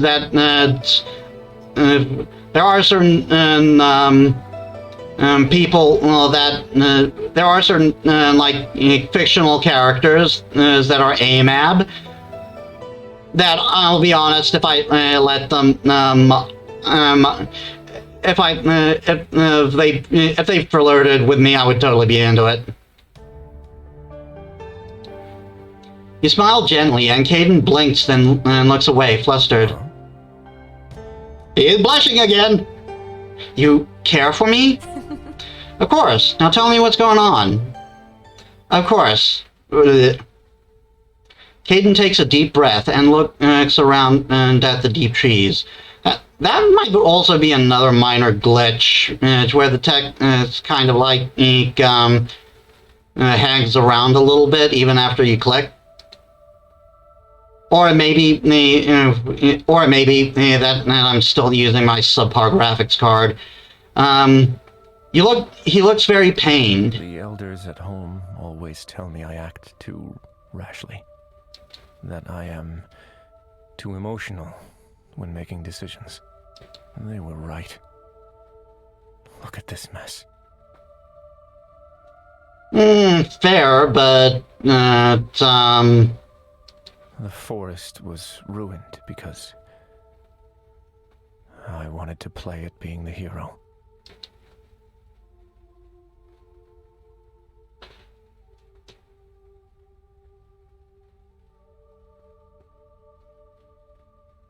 Okay, so here's a theory I have. I don't know if it's exactly confirmed. I think the reason why Mime has amnesia right now is because of what happened here. Like, she happened to be in the vicinity, or this particular part of the forest as her home, but this is where she used. But she was here when Caden tried to fix the seal, and and she got caught in that. Because remember, Victoria found her here. And she expresses she has a connection to these particular woods. So, yeah, that's my theory. She was caught in that. It's probably like just very obvious, but sometimes it takes a while for me to like put the pieces together. Because sometimes I just have to think about it before it clicks. You tried. Just trying to help, though. No one could have predicted things turning out the way they did. But it was predicted. Foretold, even. And What? I am sorry, friend. But I haven't been honest with you. What? I wasn't sent by my people to solve this. In fact, they forbade me from going, predicting that something like this would happen. And yet, I went anyway. What a twist! I'm not gonna be angry with him. Can't fault you for not trusting us. I mean, given what you went through with Goldner, I can hardly blame you for not trusting us at first. Yeah, he didn't exactly have the best first impression of his dags, did he? You are way too forgiving. I deceived you in order to hide my mistakes. Eh, it happens. But even that failed miserably. The sword is broken. There's no hiding anymore. Let me tell you about my encounter with Zeus. Like, people who know what I'm talking about, imagine how that went down. It's just always funny to me. But even that failed miserably, the sword is broken, there's no hiding it anymore. I never had the right to wield that blade. I took it, thinking the end result would be worth breaking a few rules for. I was arrogant, and this forest paid the price for my foolishness. I cannot return to my people in such disgrace. I honestly don't know what to do from here. Your choice will impact Hayden's path going forward. You move forward and fix your mistakes. Stop caring about what other people think and move forward on your own. These are both good these are both good, actually.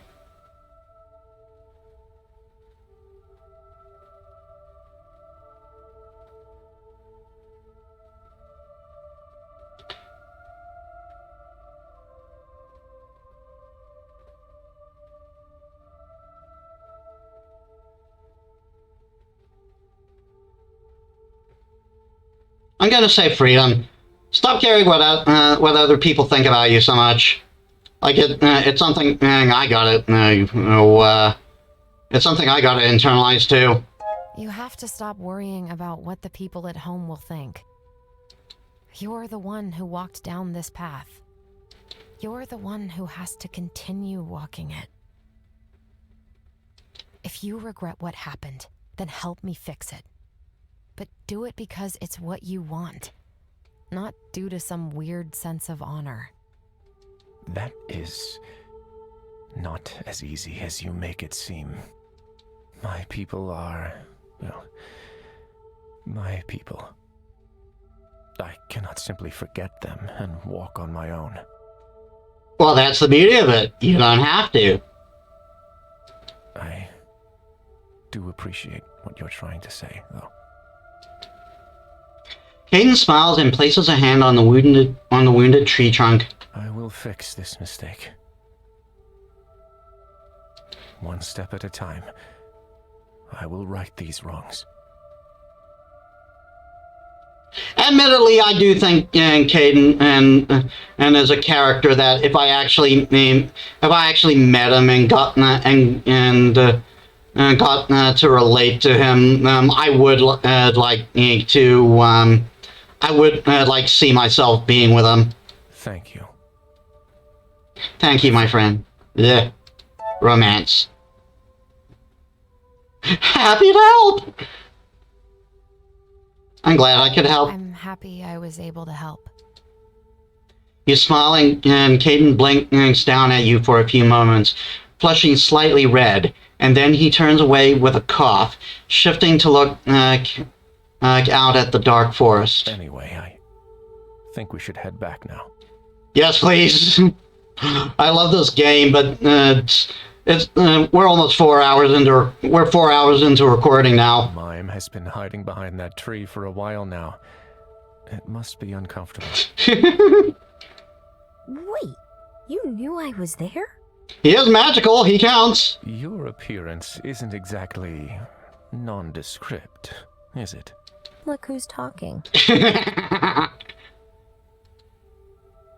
The three of you return to the shop to rest. So you lied to us. I'm sorry for the deception. I did not have my people's blessing to come here. But everything else that I have told you about the seal and the artifact has been the truth. Why would the Outlanders want to keep this a secret? We do not meddle in the world, topside. Our elders believe the mountains will keep us safe from the Empire, but I disagree. The demons don't see borders. If we don't stop this disaster at the root, then eventually, my home will get wrapped up in the conflict as well. So, you disobeyed orders. You judge me? I was under the impression that you had been cast out from your original order as well. You and I are nothing alike. Interesting. That wasn't one whole thing. That was two. And yet it fit together so perfectly. I never got that before.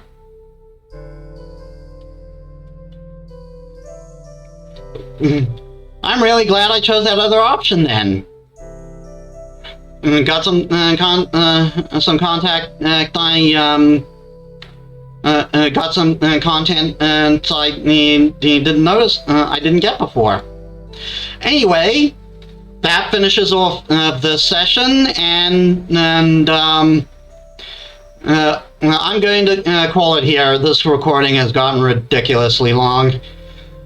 And so, thank you for watching, and please join me for the next one. And this is Metis Balaska signing out. Also, I really want to make Kitsamamo avatar. But people like to see that. Let me know. See ya.